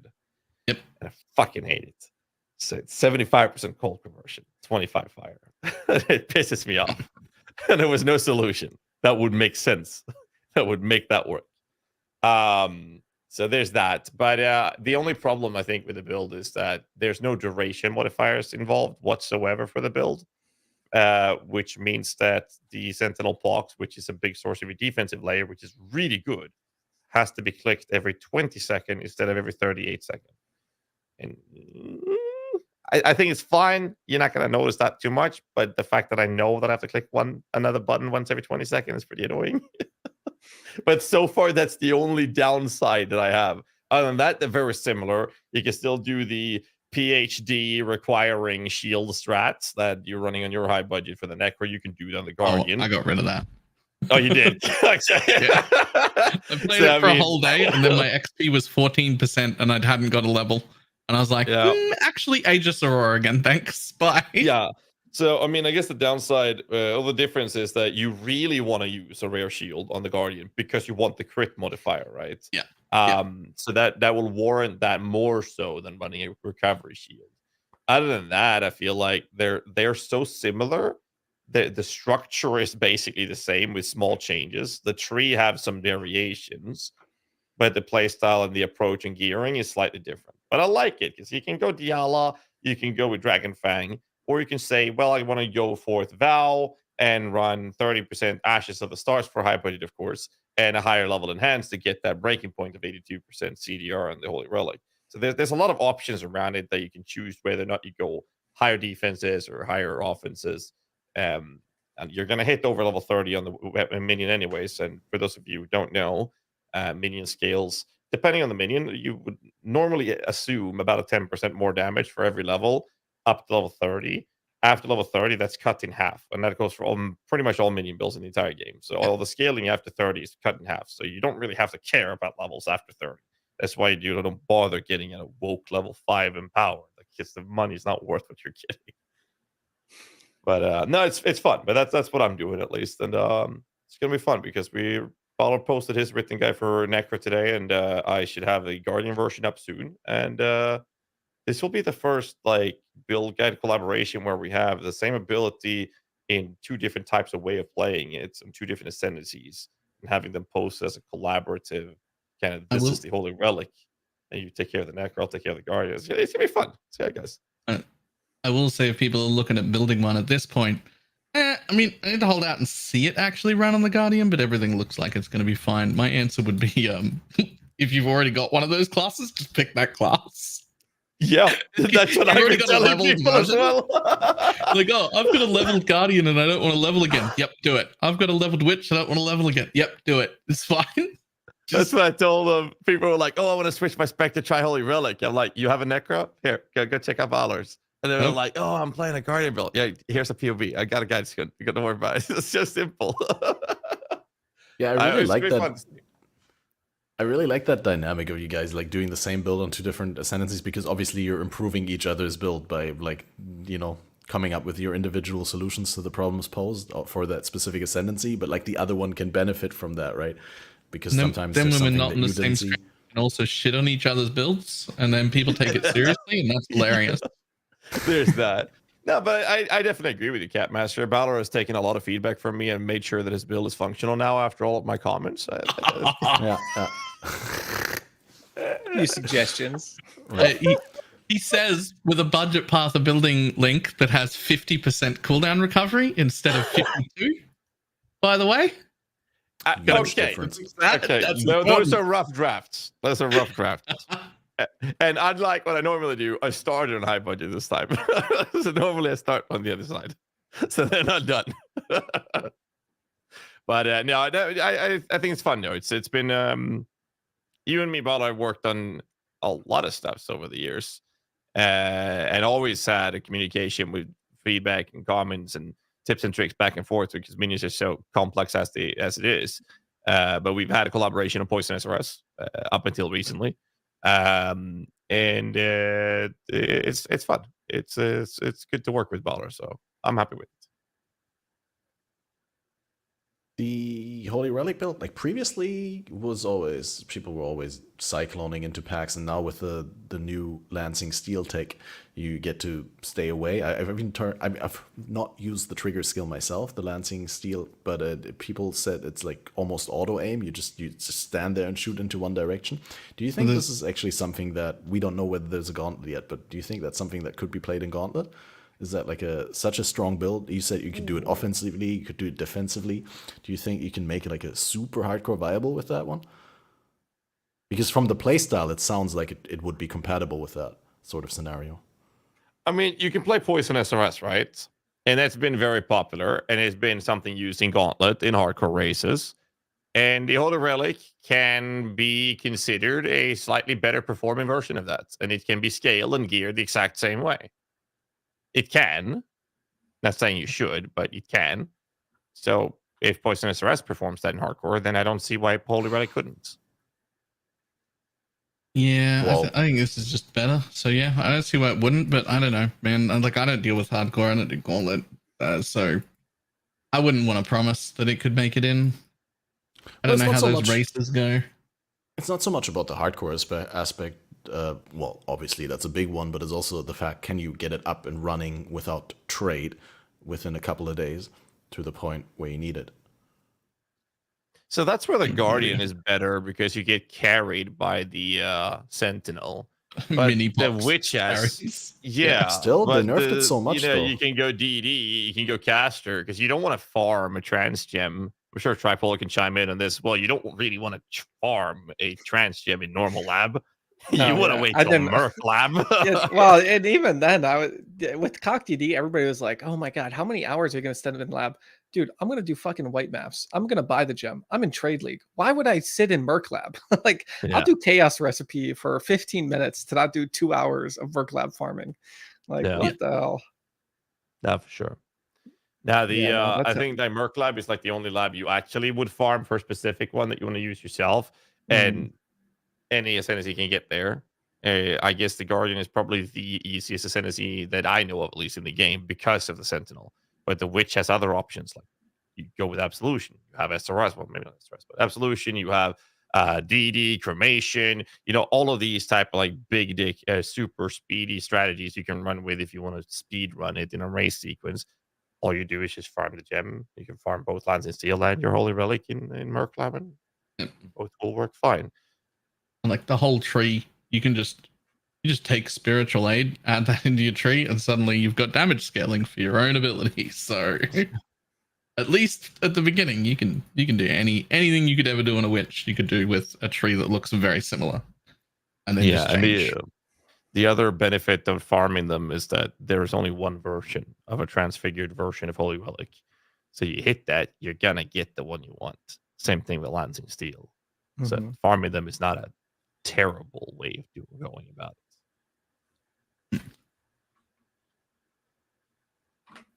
Oh yeah, here there was a really good point raised by chat that I actually missed earlier when I was saying that the tier 17s can be rolled, whereas the Uber bosses you could run white. Can you even roll the Uber bosses now that they're 5 fragments? You can't anymore, right? Previously you just had the same fragment as the regular boss, and you just put the keystone on, but now you have 5 fragments, so you can't actually roll them. Yeah, you just roll the normal invitations then. Yeah, so you can't even do like harder versions of the. That's weird. I wonder whether they're planning to bring that back. That'd be kind of cool if you just make a magic and you just roll 5 magic fragments. But like, yeah, what are you gonna do? All have like 6 mods Yeah, on like or each just- fragment or something? Like, right? Or just you Jesus. can like timeless splinters. You have 5 fragments and they combine into one item that you can then roll. That's how I would envision it. But yeah, there's a lot of finer changes like that. Where also I was super hyped about the invitation change before, where they removed the invitations as physical items, and now I realize like the implications of that, because after I've done my witnessing with the Maven and I got the invitation in my Kirak, if I then roll it there and then I brick it with a Val Orb to the point that I can't run it, then I can't stash it for later. It's in there, That's and true, I yeah. have to do it before I do the next one. Yeah, there's no like bulk rolling invitations when you're doing that farm anymore. Yep. Just Yeah. one at a time. Have you noticed any other stuff like that with the new changes? Mm, Like stuff where it just works differently than before? it used to be pretty easy to invest in 2 mechanics at once. It used to be relatively easy to be like, oh, I'm going to do a breach and legion farm. Now that's not really a thing. You're just a breach farmer or a legion farmer. You can't really do both. Honestly, Bella, I feel like that has to do with like us having to take the map nodes, the new league mechanic nodes, and then all the Scarab nodes. Yeah. Like I find myself down 40 points before I've done like anything, right? And that's just league mechanic plus map, you know. And if you're doing anything with rare monsters, you take Scarabs too, and now you're down like 50, 60, depending on how crazy that is, right? Like we're just getting fucking milked, dude, out of all of our Alice points, you know. At the beginning of the league, I really loved the idea of the Atlas on the tree. And now I'm like, Or the league mechanic. Yeah, sorry, the the league Atlas on mechanic the on the tree. tree. The Atlas on the tree. But Yeah, same. now I'm just kind of like, remember Sentinel when it just had its own little tree? Mm-hmm. Yeah, let's just do that again next Or time. just make it baseline, you know, if you want it to be better, because it doesn't even make it interesting. Are we taking any keystones? Are you guys taking any of the keystones? I did once, like the one that disables the lantern, Oh, and that's because I'm lazy as a fuck. yeah. yeah. Well, yeah. So That's the I just more want, fun like- than currency kind of thing. Yeah. I just wanted to Alchem go some maps, test the builds out I made. I didn't want to feel like, oh, I got to do this now, I got to do that, I got to do that. Yeah, So it's like, you know yeah. what? I'm just gonna disable it, and that means I can just Alchem go, and whatever happens, happens, and I'm gonna have, you know, like small little happy surprises. And that was fun. It was very fun to do that. But no, I agree with you guys on the idea that it feels kind of without having interesting changing nodes to take, then it feels kind of meh. But at the same time, I know that not a lot of people did not agree with me on the other the Tavern Talk podcast. I talked about it, and I mentioned I like when league mechanics are forced upon the player, because otherwise they could just play standard, because that's how it feels. I do too. Apparently that's an elitist take, and we should be hung for it, Baller. So be careful what you say now. That's the comments I've been receiving. I also see the other side, where people who don't want to engage with the mechanic, they just want to have a fresh economy and play. I mean, that's fine. I respect it, but I actually do like when it's forced upon you, and I enjoy do that. have to support that. I like if it's soft avoidable. I don't like if it's hard avoidable. Like completely avoidable, as in like playing standard. If you don't walk over this thing or click this thing in your maps, I don't like that. But soft avoidable, yeah, I can run around it, or there is some way that I can alleviate the impact that it has. That's fine. I think that's fair. It is avoidable though. Just No, don't in what way? create character in league, and then you won't have to deal with the league mechanic. I just told you to be careful, man. Nah, I think This is the like, very definition of shooting yourself in the foot. I just told you the comments I've been receiving for mentioning half of what you just said. Balor is Oh, our man. engagement bait expert here on the podcast. Balor is making sure that the YouTube comment section is raving. There, you hear that, chat? He wants all the casuals to get fucked. I think like the That's worst exactly part what he said. for me, the worst part about that all flame was the always stun and the always freeze. Like, what the fuck are you doing adding that in Act 6 where I'm getting chain stunned or chain frozen? Like, what the hell, Yeah. dude? Like, Just nobody run played Arctic this? Armor, dude. Like, you just want me to die? Like, okay. Yeah, true. Arctic Armor. Let me do that just for the zone.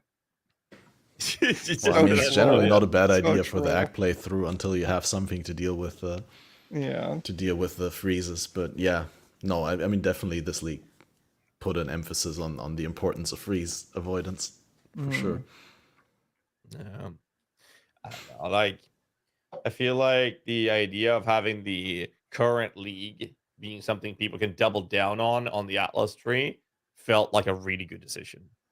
I just did, like you guys said, I just feel like they weren't really that interesting. Mhm. One was like, let's just automate it. I like that one because I'm lazy as fuck, but it wasn't It's really so interesting. punish though. Like if you hit the Yep. divine and you don't get some strong block stuff on there, and like do all of that, like you really miss out. Especially like with all flames. That's the whole point. Like they have to be comboed. So there's no interesting choice. It's like, yeah, I want better corpses. I would like my good mods to be better. And also, right, like where the hell is the choice? It's Yeah, exactly. like, yeah, I'd like that's more my biggest currency. pet I'd like peeve more with it. corpses. Like, there's no anything. It's just I like had- more like good. Ghazzy. Oh, go for I it. had an Battle. explanation, or rather like an alternative that I think I liked better, that I explained on stream a few times. I very much like the idea of what they've done. Of just being like, oh, here's some more investment, double down on the thing. But I think the way it was done was weird. It's in 4 separate corners that usually at least 2 of involve extra travel I wouldn't take. And I feel the need to invest in all of them, which seems silly. What I would like is that wheel that's up the top right is the correct sized wheel. That's a great wheel. 3 different notables I can pick from, 4 travel nodes total. Great wheel. I want 2 wheels like that, and I want them to be in the center location where the master ring was before. And I want it to make me choose. I can go right or I can go left.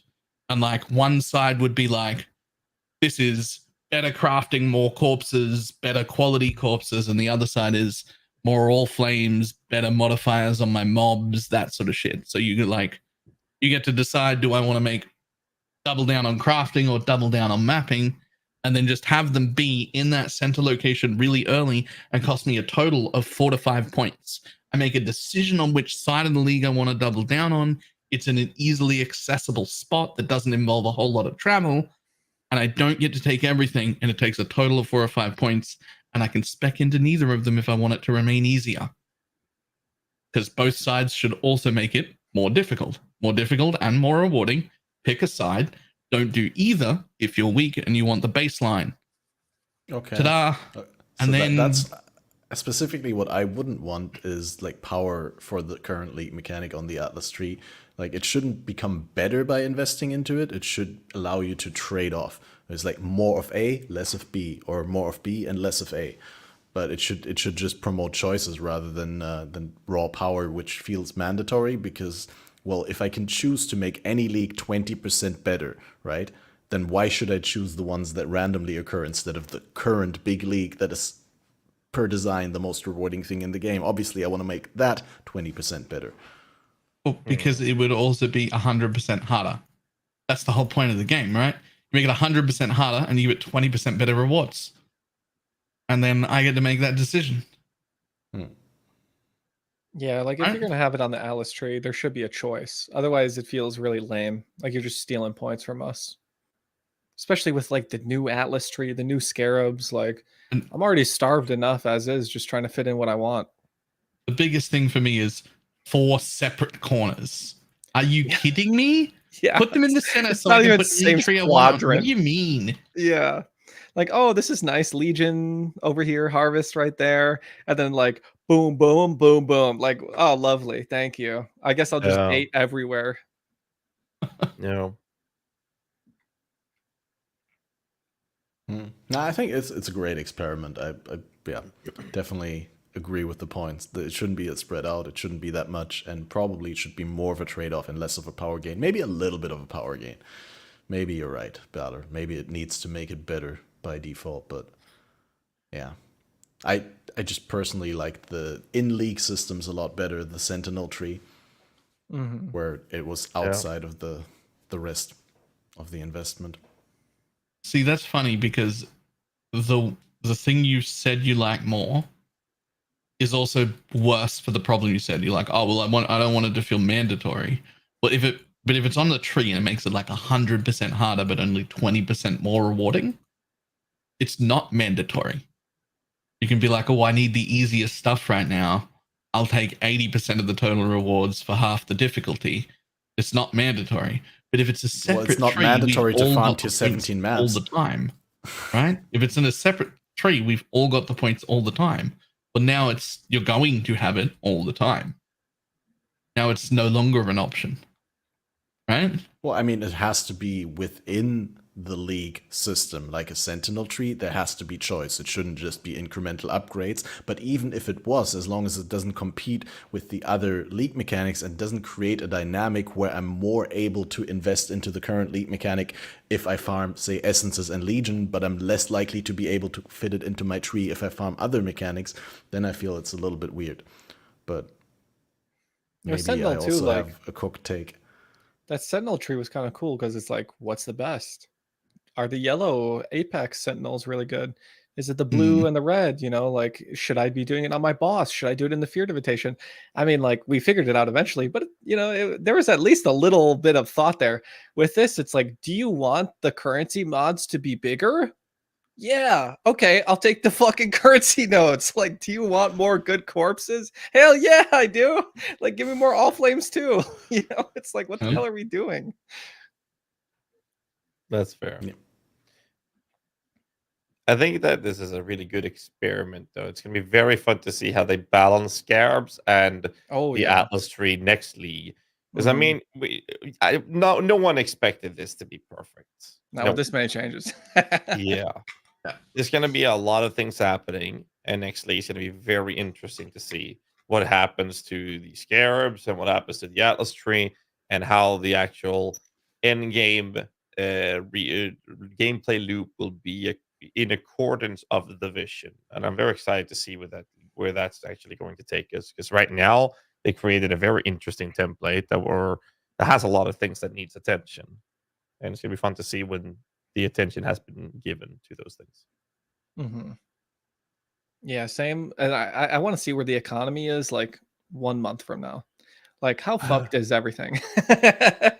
Like, you know, like, how bad can it get? Yeah. We'll see. We'll see about that. Do you think they should be doing more adjustments in a league with so many changes? Or do you think there's like a cutoff point after 2 weeks, say, where they shouldn't change anything anymore? Or let me dial that back. Like, a lot of people think that a league shouldn't be adjusted in great ways after launch, right? Like, maybe minor fixes if something's really broken, but we've really had a lot of changes, and I've seen a lot of sentiment in the community that it's been maybe a little bit too many changes, and it feels like we're playing the alpha test of the league. Yeah, what's your take on that? Do you think they should make more changes? Do you think they should make less changes? Or is there like a certain policy that you'd like where after a certain point they don't make changes anymore? I really don't like when there are big changes like this. I don't think that's like their goal, is to have like mid-season patches that change things in such a drastic way. Like, this is obviously just like they kind of fucked up and they had to do it, you know? Like, it was a little bit rough. Like, in my head, I don't know if they've ever stated this, but in my head, the philosophy is the patch notes are the changes, and barring game-changing bugs, that's the game we get to play. It's whatever it is on launch. You know, with Heist, like, maybe they make it a lot better, right? With Heist League, there was a lot of changes there that ended up making it better. But stuff like this, where it's like, oh shit, T17s are the new farm. They added 150% more Scarabs and maps and currency, like, right? Like, stuff like that. It's like, whew, everybody, the whole meta changes like 2 or 3 times now of like what you're supposed to do. And like, even the game breaking things, like the anarchy stuff, I wish it was swift and like very quickly done. You know, I wish there was like somebody who's I don't know. Like, obviously, it's somebody's job. I don't know why I would go down that train. Like, somebody whose job it is to make the quick decisions. But I wish it was a little bit quicker. Like, personally, that was my problem with it, is that it was like there for a few days, and there's a lot of, well, obviously it's crazy busted, and like then you get people who are like, well, of course it was going to get nerfed, and it's like, well, fucker, like, you know, we were doing this for 2 days now, like with no posts, with no speculation, not speculation, but no confirmation or whatever from a tweet, from a post, from a comment, anywhere. It's just like, is this how the league is, right? Like, because that's how it was with Affliction. You're right. Like, Affliction, it's like, is this supposed to be like this? Like, guys, is this Are we keeping like this? this is how you want it? Yeah, like this is how it is. Like a week later, and we were like, Yeah.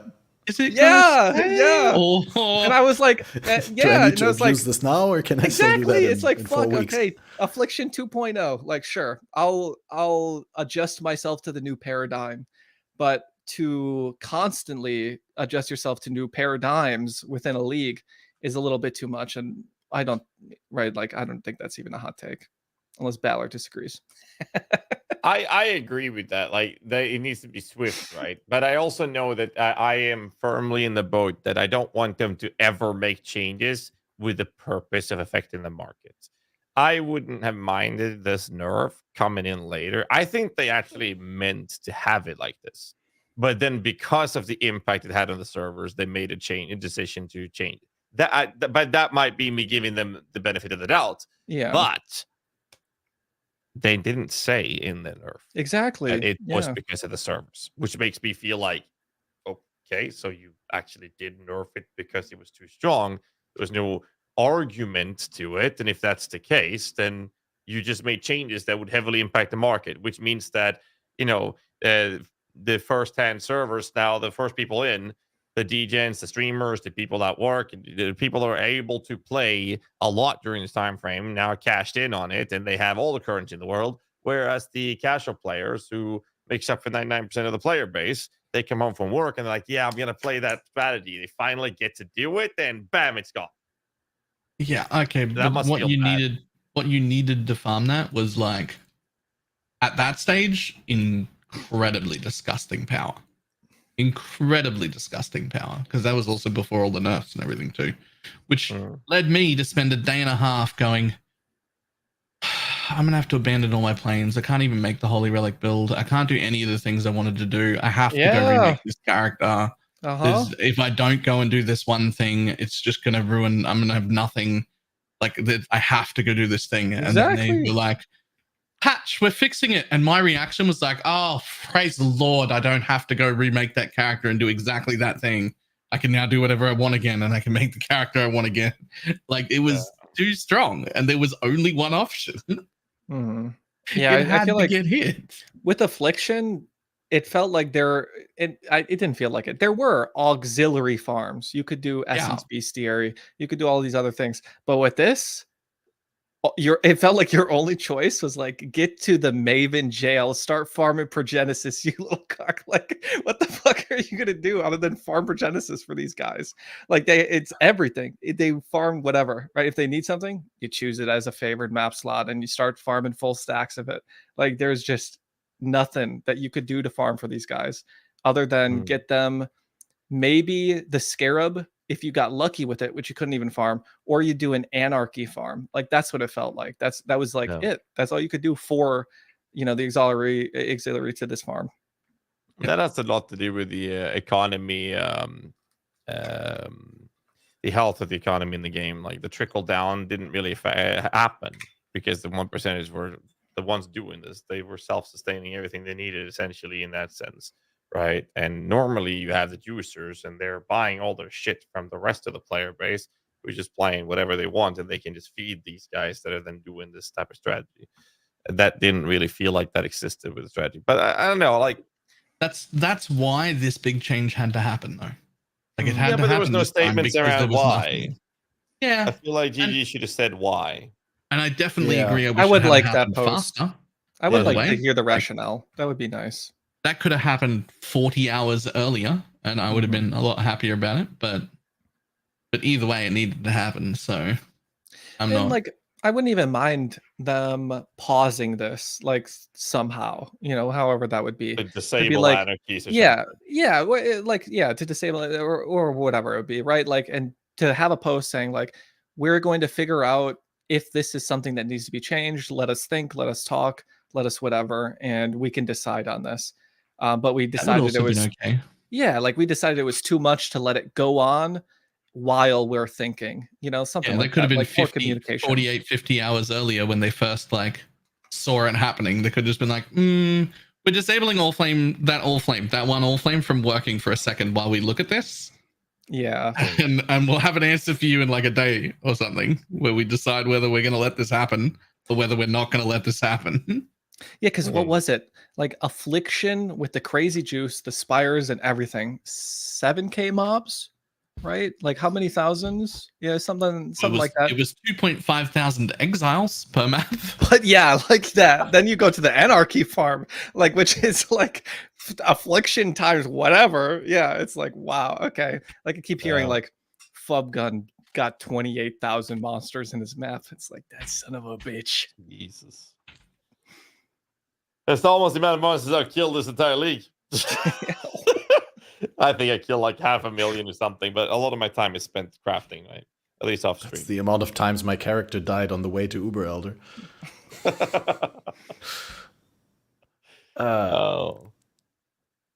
Yeah, that's definitely. Yeah, I agree with we need a sort of dev manifesto where they specifically give us the idea what they were trying to like do with the changes and how we got into the situation where they needed to happen. Because obviously it frustrated a lot of people. I'm seeing a lot of negativity in my community that I'm trying to develop away from negativity because like after last year was a really good year for Path of Exile in my opinion. Like I don't know, I had a lot of, I wouldn't say like bad feelings, but I just definitely, my trust was at an all-time low point. I mean, I love GGG, I love this game, right? It's the one game that I keep coming back to over and over, and that invalidates all other game experiences for me. But yeah, I just after that most recent promo phase and all the LA stuff and the Gamescom stuff and all the PoE2 hype, I was really like, hey, this is on a good path again. I'm really confident in these developers. And it's so clear when you hear them talk that every single one of them is so passionate and so good at what they do, that when things go wrong in the game, it's, it's an accident. They don't intend to make a bad game. But because of that, it would be really cool to have a post where they walk us through some of the decisions with these changes. Yeah, I would love like a retrospective of the league. Like it doesn't even have to be decision to decision. Every time you make a patch, you have to have like a little blog or something. Like I would just like something, even if we get it later in the league, like here's what we were thinking, right? They have their thoughts down, they do why they did each decision as the league went on. And then we can kind of like have that info going forward. I think that would be kind of nice, whether it's like a podcast, a post, or otherwise. Like just like even just for interesting like reading sake, like I just want to fucking know, like what were you thinking, right? Because some people, I don't know, I don't like to blanket whatever Reddit, but some people really think they're like nefarious with some of these changes. It's like, man, come on, like like you really, we don't think they're just trying to make a fun game, like they have to have all these ulterior motives. Like no, like you don't understand how deep it goes. Like, okay, dude. Some people are a little crazy with it. We saw a lot of that you hear in chat or whatnot. Yeah, I mean, it is tinfoil hat. What was it? Arch Nemesis? No, was it Arch Nemesis League where the Reddit was like out of control conspiracy?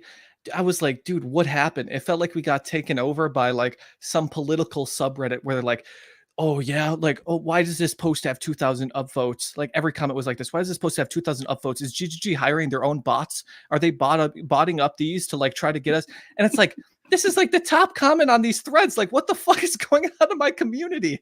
Like, that was so awful. Like, thank God we're not there anymore. But Jesus, it was like the whole anchoring, whatever league that was. Yeah, that was wild. Yeah. No, I mean, the game's been taking a few dips here and there. 2 worst league launches in history is 315, 319. So, I mean, or well, actually, it's 318. I guess was somewhat involved in there, but I mean, it's like the for the most part they've come pull through. But sometimes they have a few misses. Yeah. But you know, the Reddit on fire, that's always that's their standard state. And that's the internet. That's just all I want to say about it. Yeah, very People are crazy. lots of hyperbole. Yeah. Mm. It can't just be like a normal world. It has to go always 3-5 steps deeper. Yeah. And that's just scraping that's just scratching the surface of it. Scroll down to the controversial comment. Yeah, I was only looking at the upvoted ones too. Yeah. Yeah, don't do that, by the way, for your own sanity's sake. There's no one has anything to do down there. Trust me. Fighting in the trenches. Oh my god, it's a whole life in itself, like a whole different world. That's crazy. I still don't have a working Reddit account, so I don't have to worry about that. Wow, you still don't have a working Reddit account. You got like banned? Now. Yeah, I got banned like 5 years ago. What'd you do? No, nothing. Oh, come on. Somebody tried to log in from like okay. From like some other country, and they locked my account and was like, sent an email to recover it. And I looked at it and went, do I want to recover my Reddit account? And I thought about it for about 3 seconds and went, no, not really. And that was like 4 years ago. I just never did it. Just don't have one now. Yeah, I mean, 4 years ago, what is that, Ritual League? I don't know. I picked that number randomly. It was quite a while ago. I don't remember what league. That might even just be Expedition. Oh, we are getting like, that old. Expedition was I don't need that.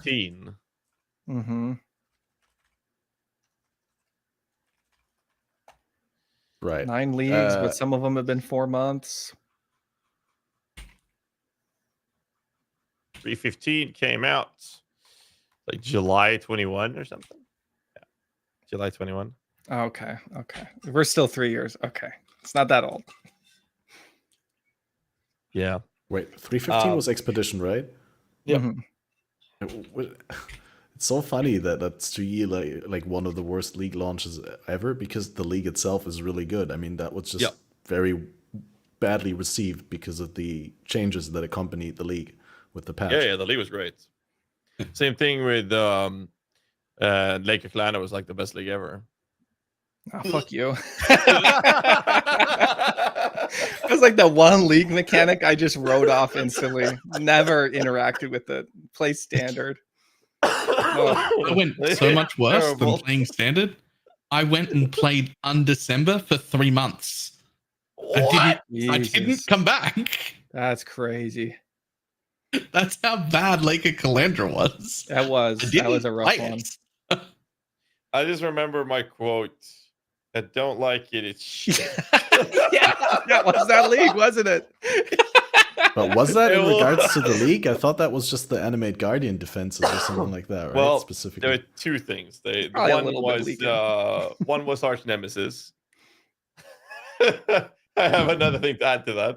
The other part of it was that they, for those of you who don't know, there are monsters in the game that have well-telegraphed big abilities that you're supposed to dodge. That's why they do so much damage.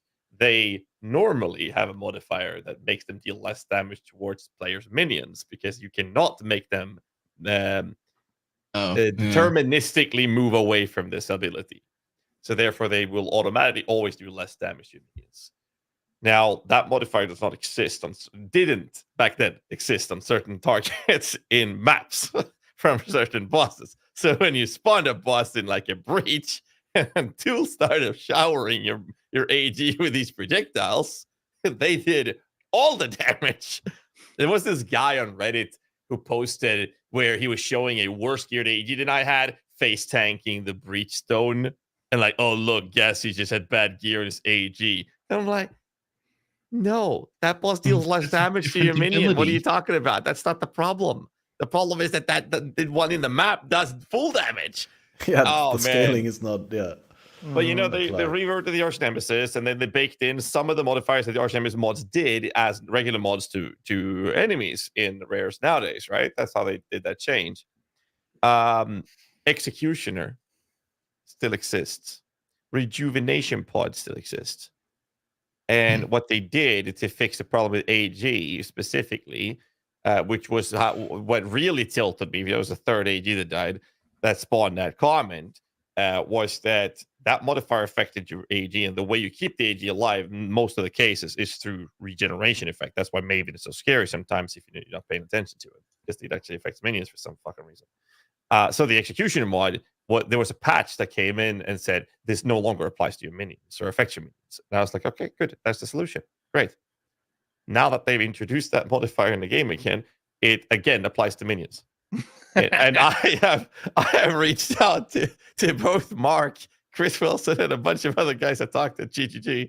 They are aware of it, and it still affects minions. But because Arch Nemesis is not in the game, it's not as bad. But the modifier still exists. It's out there, and it will kill AEGs every now and then. But it's not as bad as it was back in 319. I like that. You're like emailing Chris, like, "Dear Chris Wilson, I hope this finds you well." My fucking AG keeps dying. Let's see. I quote, do you have any pet peeves? Yo, with, what the fuck is this? Regards. Direct quote, by the way. Direct quote. Nah, I love talking to these guys. They're awesome to talk to. But at least it's not as bad as it was. But 319 was definitely like those things that was terrible. Mm-hmm. Yeah, it was a rough go. 100%. Yeah. Do you have any pet peeves with Arch Nemesis mods in the game, Tripolar? Oh man, invulnerable. It's just like they have them in a good spot where it really gets your goat sometimes. Like I'm playing Fulcrum right now, and I'm doing harvest, and sometimes there will be an invulnerability aura, and the benevolent guardian. Yeah, this whole build is supposed to explode all of the tiny shitty monsters, and then you use your big ignite to kill and the explosions to kill the rares. And I'm sitting there and it's like, why are these monsters dying? What the hell's happening? I read my map mods, I read the altars, and then I scroll through the 50 harvest monsters that spawned, and I was like, or I see the aura pop and I'm like, oh, you little fuck. Like, or sometimes, right? Like it's that, or right, some things Soul Eater's not too bad. Now that there's a cap. Yeah. But now they're giving the enemies reduced damage taken. Now Burial Chamber boss. Yeah. Yep. Yeah. Yeah. It's sometimes specifically any mob in the game, because for some reason your summon raging spirits getting replaced or dying counts as a soul that they can absorb. So every single soul eater on SRS, that's hilarious. All the time, and there's nothing you can do about it. Put it this way: you know that rich defilers, when you run 9 of them, they have a revive ally skill. So the first thing they do when they pop that is you fill your screen with 150 enemy minions. I'm not even exaggerating. Between 100 and 150 minions of just massive shit on the screen. If there's a soul eater there, you're gonna have problems. It's gonna take a while. That's crazy. They will die, and it's gonna get really messy. Yeah. Other than that, it's like whatever. Is it Executioner with that aura where you can't recover above 50%? Executioner. Yeah, that's so fucked. What the hell is that? Like, what? How are you gonna keep me at half HP? That's insane. Like, what the hell? Like, nothing else is as bad as that is. And it's always like it's a rare modifier, right? It's not something you see on a black pack of blue monsters. So when you do get it, you now have this humongous motherfucker that's about to hit you with really hard hits. Mm-hmm. You can't get above 50% of your life. Like, you've already been hit half your life. It's gonna hurt now. You know? I think it's such an overkill modifier personally, but that affects minions pisses me off still. Yeah, that's a little bit much. Like if it affects us, you know, like whatever. Oh, you got me. You know, like you got my 10% XP. Especially like in an expedition, I added Calling Strike or something, so he hits me a couple times and then whatever. But yeah, minions, that's crazy that he could just AG dies like, Crown of the Tyrant, Kingmaker, Growth Cool, my Curse Gloves and Windscream just went, that's 20 divines to fix. Oh man. Valor, you got one? Mine is just the new Soul Eater is so much harder than the old Soul Eater for specifically for minions. I think outside of minions, I don't care. think I'm good now. Mm. Yeah, but it's also fair because it's capped, right? And it's not permanent buff anymore, but like I temporary. mean, it's which is permanent for us. Oh, it is? For It's minion permanent builds, and capped for SRS. Is it capped at full permanent because the SRS count? They count. Skeletons, Ah, SRS, right. phantoms, any minions. Yeah. So you And engage with Soul Eater, that boss will fuck you up. And it's Like, not that's just what when they happens. die, because when you replace them or they expire, It that counts also as counts dying, as a yeah. death, and Yeah. they eat their souls. So it's permanent max stacks. They're actually so much harder to kill than they used to be. Okay, that's unfair. Yeah. It They should is. just not take souls from my minions. That doesn't make sense. Those Yeah, aren't not your only minions souls to to get. generate souls. I think that's stupid. Soul Also, Eater is like one of the hardest things. Sorry? also, my summoned flaming skull has a soul. Okay. Well, it is a raging spirit. One would kind of say that maybe a spirit and a soul is kind of closely connected. The skeletons, their souls. Yeah, 'cause Okay. skeletons are by. Phantasms, well, Show me the lore. Where's the lore quote for this? yeah. Where in the lore book does it say that they have a soul? Let's have a look. Yeah. I like that.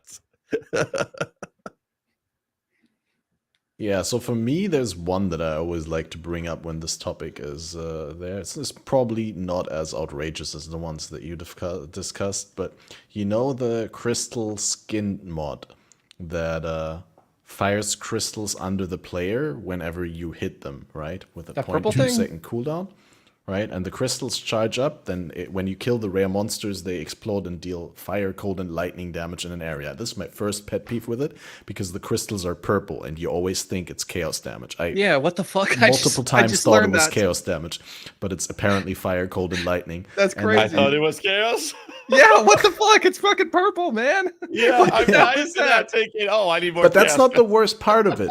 How The does worst Cabmaster part- know this, by the way? Like, what? the- didn't I have know the wiki this. open in the background. I literally learned about this the last time we talked about it on stream. I was telling people that it's chaos damage, and then chat was like, "No, actually, it's not chaos." That's funny. But wait. The worst part about it is not that it doesn't make sense that it's not chaos. But so, like I said, the mechanic works. You hit the monster spawns a crystal underneath your position. But if you're a summoner character and your minions hit the monster, it will still spawn under your position and not under the minion's position. And last time we had Zizaran on the podcast, there was this huge discussion about like how the game is hardcore viable or not hardcore viable nowadays. And I said, yeah, this is one of the reasons I don't play hardcore anymore. And Zizaran was like, what, Catmaster, you're stupid. I mean, he didn't call me stupid, but along those lines, right? He said something like that. Because that crystal skin mod has like the most audible audio cue of all of the things, because it makes like a clinking when it places the crystals. Well, turns out that when minions hit the monster, it doesn't make the clink sound when it Yeah, I spawns. was just about to say, I've never heard it. Exactly. That's funny. So I was playing animated weapon at the time, so even if you heard it, the animated weapon sound, they make a very clinky sound as well, so it would have covered it up. So at the time, I wasn't sure. I was like second guessing myself, because I was like, okay, if Zizaran says it's not a problem, then it's probably not a problem. He plays a shit ton of HC. But yeah, in the past year or two, I learned that no, I'm not as cooked as I thought I was. I can't hear it ever. And Actually, now that we're playing Lancing Steel Holy Relic, we'll be able to hear it. Yeah. Unless our Lancing Steel hits another target, triggering the Nova that hits that target. Then we won't hear it. Yep. Never mind. Yeah, I mean, that's probably because like your minions count as you or whatever for a lot of purposes, right? So, pick and choose. Do you want your on-kill Only effects? the purposes that are bad. Yeah. Well, no, don't you get on-kill effects and No? yeah, you get to do. use What no, you get but- rampage from minion kills? Okay, and Definitely. You could So, like you Rampage, could do Magic Headhunter. Like that- Specifically, you get Headhunter and Rampage, and those are the only two. The only Magic other Find way. stats. Magic the Find. only- Oh, actually, there's the caveat. If the killing blow is dealt Yeah. by a damage over time effect made by the That's what I'm minion, thinking then it counts as our Yes. kills. Yes. Anything Yeah, that fuck. dies That's my from bad. poison counts as your own kill, but that's not just minions. That's if it's a totems, mines, Mhm. traps, anything. If it's killed by damage over time, That's That's how attributed Asenath to is the doing it player. so well for the Necro, for example, for the Holy Relic. With the Mhm. Asenath, you get the on-kill explosions. since they're dying to poison. Yeah, Does that's that what I was count? thinking of. Like life on kill and like all that shit for all the other whatevers is just when it's dots. Yeah. Just out of curiosity, Balor, all damage over time or only ailments? Because I thought it was ailment damage over time, but if it was No, it's secondary damage damage. over time, if I threw an damage over essence time. drain trap or something like that, would the damage over time kill still count as my kill, or is it the trap's kill? No, I it's 'cause secondary. think you it's used to do all like damage over Should be all time. dots, to my knowledge. yeah, because we used Okay. to do like TR mines and you'd get the Yeah. life on kill and whatever from that Right, as yeah. well. Mm. Right. Okay. Clarified. All right. Well, I'm very aware of the time being already way above the 2-hour mark that we usually aim for. But if you guys want to bring up something that you want to see discussed, you're very welcome to. Otherwise, we should be rounding things off because it's Fuck, I should have prepared a question. Something spicy. Yeah, what's your guys' opinion on the Wait, what are you gonna say? get some hot takes? No, no. No, Chad just wanted me to bring like inappropriate shit up. Yeah, not I think on my stream, there's no such thing as an inappropriate question. I'll answer anything. On the podcast, a little different. no. I've got like Little a different. no politics rule. That yeah, it's very very steadfast. I don't deal with that shit in my chat. Yeah, it's like, oh, oh yeah, this is the perfect place. My Path of Exile stream or a channel on my Discord. Yes, please talk about your political ideology here. You're going to convert all of us. You just have to say the right 2 sentences. Just say your slogan for us. Yes. Oh, I'm convinced. It's like, no, please, none of this. You know, no matter what it is, do not do that here. We only talk about big dicks in my channel. Like, I'm not talking about like this size. This is too small. I mean, I'm talking about the one that makes the girls go like this. Oh, Weird. screen out. We all like to talk about the things we love. Wait, what? Hmm? Well, I mean, Balor and Ghazzy already had a chance to talk about the upcoming the Holy Relic guides, or I mean, the one is already out. But Tripolar, what do you have cooking at the moment that people can be looking forward to? Oh fuck, dude. I just want to have a big CF, dude. Yeah, with CF and Adorned and Graveyard Crafting, like trying to cook up some big stuff, especially for T17 farming. So yeah, I mean, it's like 20 million .TPS, 4th vow, plus suppression and 90 max res. So I don't have to roll over pen and I don't have to worry about that shit. So yeah, we'll see. But it's a lot of crafting and it's fucking expensive, right? Mage blood, etc. And you have to sit there and alt spam jewels. So you know, like fucking kill me. I have to alt spam and then corrupt them, right, for 2 mods. Like, yeah, it's gonna be a little bit of a pain, but yeah, that's the one project I have going forward is a Giga CF. So that'll be fun, but expensive. I didn't even know you could scale CF that much. I knew that was a pain in the ass to scale it to decent values. But you're saying 20 million, no problem? 20 million I've ever had 10 with before. 20 million with a lot of fucking investment. You can it's like yeah, but that's with like Vol Reap or whatever, but your CF would be like 9 or 10 million. But that's, you have like an expensive one, expensive jewel. This, I'm talking about, like, you know, you have your corrupted body armor and Adorned on a bunch of magic jewels, right? Like, this is the primo, right? But, you know, scale it back a little bit, it still don't sound so bad. Well, can't wait to see that. I'm gonna be interested. Should be fun. Yeah, I just got to find something that isn't T17s to farm. That's harvest for now. The big harvest, it's fun. All the life force, you know, procs and whatnot, pulling out 20, 30K from one map. It's actually not as rare as I thought it'd be. Well, I know what I'm gonna do. I'm gonna farm up another Uber Elder because I break the previous one. This time I'm getting it. Oh, Bloodborne, May 3rd. Okay, there was one thing to plug. Yeah, actually gonna do some of that. Bought a PlayStation 4. They got me, bro. They got me. Oh, you were serious about that? I thought you were just memeing. No, I mean, I was memeing. Like, I'm not quitting PoE to play that right now, but I am. after I am playing Torchlight, it when I'm quitting PoE anyway. yeah, exactly.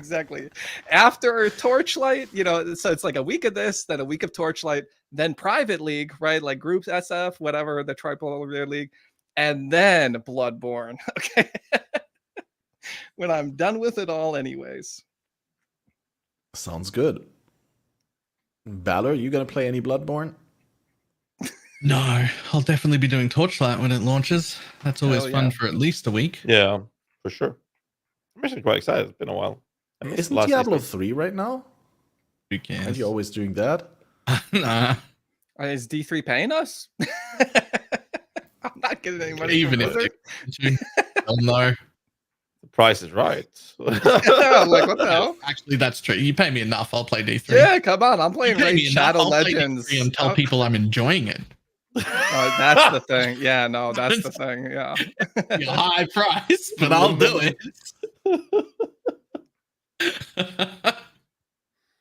I just wish Volson would sponsor me, because then I'd be set for life. Is that even a thing anymore? Like, what? No, I'm just saying, like, that's the only amount of money I would ever take from me playing that game. True. Yeah. They would have to pay me so much to make me play that game. Holy shit. Torchlight, however, I'm actually looking forward to, so that's good. Yeah, it's pretty fun. Man, with Torchlight, it's just like, fuck, I wish they didn't have that pack system. And like, that's the only thing. So like, I can stomach it. You know, I don't like having to say that. It's like, yeah, it's a lot of fun. It's a fun game. You get to blast. It's like super easy to get into. But yeah, and then you have to say that. It's like, is it pay to win? Yeah. It's like, God, I hate having to put that fucking hat on. Like, yeah, it is pay to win, but actually it's not that bad, and you can play the game without it. And I've never felt that I had to, but like, I fucking hate having to do that. I wish there was just none of that. It feels awkward, but it really isn't as bad. But It's really not. The But awkward, yeah, the awkward having to say position that. is being there, knowing that most of us always have been and always will hate pay to win stuff. And then sitting there and being like, the game's actually really fun, and it really isn't that bad. And then sitting there trying to defend it, they're like, exactly. I hate people that. think that you're trying to downplay it or something like that. Yeah, it comes off awkward. But they have multiplayer coming in now, so that's gonna be very fun to engage with. See how that works. Yeah, they, like all the changes every time. It's, you know, it's been a good time. When is it coming out? Like a couple days. 19th next week, Friday. Yeah. Yeah. Okay. Maybe I'll play it this time around, but like that seems a little bit early. I'll probably wait until later. Yeah, I'm definitely first time player if I do. So yeah, I'm starting streams with PoE and then doing Torchlight stuff. Yeah, gonna do both. Probably the right strat. Yeah, I'm also curious what the last Epoch devs have cooking for us in the next cycle. Oh, very excited for that. Don't think we have a release date for that yet, right? For the next. Yeah, I've not heard anything. I haven't seen one yet. But yeah, definitely looking forward to hearing from them. And Yep. What about Diablo 4, boys? Huh? How we? Actually excited. The PTR was nutty good. That's what I hear. Yeah, there were a lot of issues, a lot of balance issues, but they are making fundamental core changes that should have been there on the launch. But you know, it's getting closer to the state of the game where it should have been when the game launched. It's And almost that- closer to launch releasable 1.0. state. That's where they need to get first. And the PTR was, I was slightly carefully optimistic for last season, and then it didn't pull through. But the PTR is showing me, at least, that I am very excited for what's to come for season 4. I just hope that the patch notes are going to be substantial and cover the feedback provided by the community out of the PTR. So how good it's going to be is the question, but I know it's going to be good. So the question would then be, is it going to be D4 good, or is it going to be D4 mid? That's or like the two D4 things I'm better. You know, like it's definitely going to be D4 better. But then the argument as well is, if you didn't like anything of the game before this, these things are not going to change that. But these things are like the itemization. it's still going to be very compressed, a very fast progression, but it's going to be a lot more interesting and enjoyable progression. And the fastest D4 leveling strategy, I literally just actually updated my speed leveling guide for it, is not involving running a dungeon 24/7. You're actually going to be hell tiding, and it's way more interesting, way more fun, more loot. You gain with people.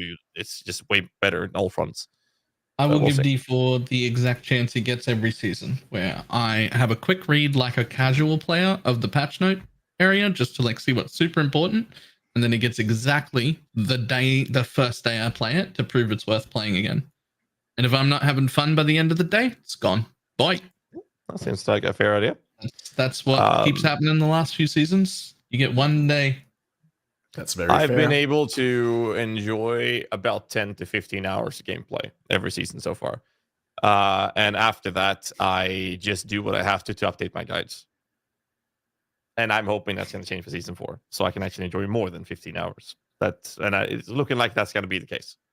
Yeah, I'm honestly kind of just waiting for that Mephisto expansion. It's like, all right, maybe then it'll be something I can like dig into for more than a couple days before I hit that like wall of awareness where it's like, wait, what the fuck am I doing? Like, why am I doing this? What am I grinding for? You know, like, what's the goal? You know, like, yeah, it's gonna be fun. You guys are so generous with Blizzard.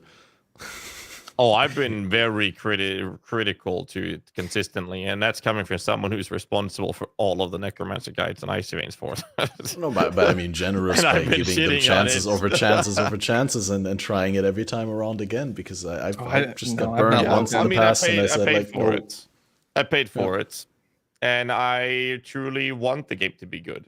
It's just not. The PTR is instead of a step in the right direction, I feel like it's a very significant leap in the right direction. The question is that leap going to be enough? Because they just took a 2-mile hike down the wrong fucking road. And now they've made small changes, taking steps back. But steps versus 2,000 miles is a big difference. But now they're taking a significant leap back. The question is that leap going to put them back on track? Or do they still have, distance to go before they're on track? I'm not sure. We'll see.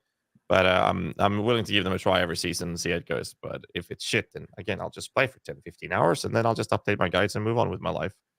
Yeah, like I want it to be better. Not so Blizzard makes more money, but just so we have like another fun game to fuck around with. Like I love the Diablo IP, but yeah, I mean, I played like the season 0 or whatever the hell that was. They fucking got me, dude. I spent $100 on the premium 3 days early, whatever the hell edition, and I played it for like 4 days. And then I was like grinding whatever dungeon had those goats, right? I'm like doing that to like hit level 100. And then I was like, what the fuck am I doing? Like, I'm just going to hit level 100 just to hit it, just to have the big number. Like, what the hell am I doing? I was racing, and at the end of the race, they nerfed. There were 2 dungeons people ran. It's that castle one, right? One that Rob was running that required a little bit different approach that my group couldn't do. So we ran the other dungeon. We were on par, and they nerfed my dungeon. And I'm like, the race isn't over. There's no way I can catch up now. Mid-run. I got so angry. Holy shit. Yeah, there's so much tomfoolery on that launch. Yeah. But I don't know. We'll see. I just wanted the game to be good. I appreciate that. I can appreciate some optimism. It's just like I don't have it anymore, and I don't think I will have this lifetime for anything Blizzard does, which is sad, but I feel deserved. But I'm glad that there's still people out there who were a little bit more optimistic when it comes to that. And ultimately, it's a win for us all if there's more and better ARPGs around. If the standard gets raised, the bar gets raised, then ultimately that also means there's a lot of inspiration to take from those games for Path of Exile or for Last Epoch or whatever game you personally may or may not be rooting for. Yeah, I mean, it would be nice to have a third best ARPG to play after PoE2 launches. You know how stressful it's gonna be in the future for us. We're gonna have league launch, cycle launch, season launch, league launch, cycle launch, season launch. Put a Torchlight sponsorship somewhere in there too. I mean, I know I'm gonna cycle 4 fucking ARPGs. Yeah, It's not gonna be no rest for no wicked here. Good. No pun intended. Great, let's go. Sounds good. Make it so good that there are so many games I want to play that I have to skip games that I'm excited to play. I have to make it so that it's so good. except the Elden Ring DLC. Decisions. Hell yeah! I haven't played an EFT wipe in 2 years because they've happened at the same time as around a PoE launch, so I haven't had the time. I'm like, I don't have time, and people are like, oh, you should play this with me. Oh, you should try Hell Divers. Didn't have time. Mm-hmm. What is that other game that guy was saying? He was saying Thrones of Liberty. You should try it out. I'm like, I don't have time. Okay. Fuck me. But it's good. Oh well. Well, I think this is a great jumping off point. I mean, I've been like low-key trying to end the podcast for like 20-30 minutes. Yeah, I know. More topics hopefully. Yeah, my daughter has a high fever. If I don't end it now, if I don't end it now, I'll lose my credibility with the audience. They're just gonna call me out for being the negative Nancy all along. So I want to, before I forget it, of course, thank you both for coming on. Ghazzy, TriPolarBear, it was great to have you on. You did extremely well for a first-time podcast guest. Wow, thank you. Wow. I didn't mean to sound that patronizing. We were expecting you to be shit, so good job. Yeah, just be silent in the corner. No, I'm just saying the average person, maybe it's also Balor and me, make the average person not feel as at home as much, right? And not feel as welcome. Maybe it was just, you know. I felt a lot of hostility from you two all the time. Well, but that's you, Ghazzy. Obviously hostility towards you. No, it was great to have you both on. All three of you even. Balor, also thanks for being here as always. And yeah, just because he's co-host, don't forget about him. Okay, don't expect it. You know, make sure. I mean, you the thing is, yeah, we can't always be shitting on Balor. We also need to praise him when it's due. A little bit, yeah. So he doesn't leave. Yeah, just enough that he keeps going back. No, yeah, but yeah, it was actually real fun. I enjoyed it. Yeah, I'd love to do this soon again. Maybe still this league, maybe about a different game, maybe next league. We'll see. For those of you in chat who've been enjoying the conversation, make sure that you tell us our opinions about the topics at hand in the comments down below. If you missed the beginning or a section of the podcast, you can always rewind because this is on YouTube. You can watch the full YouTube video, the full video version on Spotify. You can listen to it on all podcast platforms. And the next episode will be, I don't think it will be a full week because we had scheduling difficulties. I think we're going to have one next Wednesday if that's, but I haven't checked with Balor yet whether he's even available for that one. But I think we got Sir Gog coming in Wednesday, 11 p.m. GMT to discuss some stuff with us. So definitely looking forward to that. Yeah. So thanks, everyone. And if you've been supporting recently, you're going to be on the outro screen. And we'll see you in the next episode. Make sure to check the linktr.ee/FATED podcast, where I will be updating the countdown timer to the next episode. And until then, have a wonderful one. Bye-bye. I know a lot of people want to send blankets or water. Just send your cash.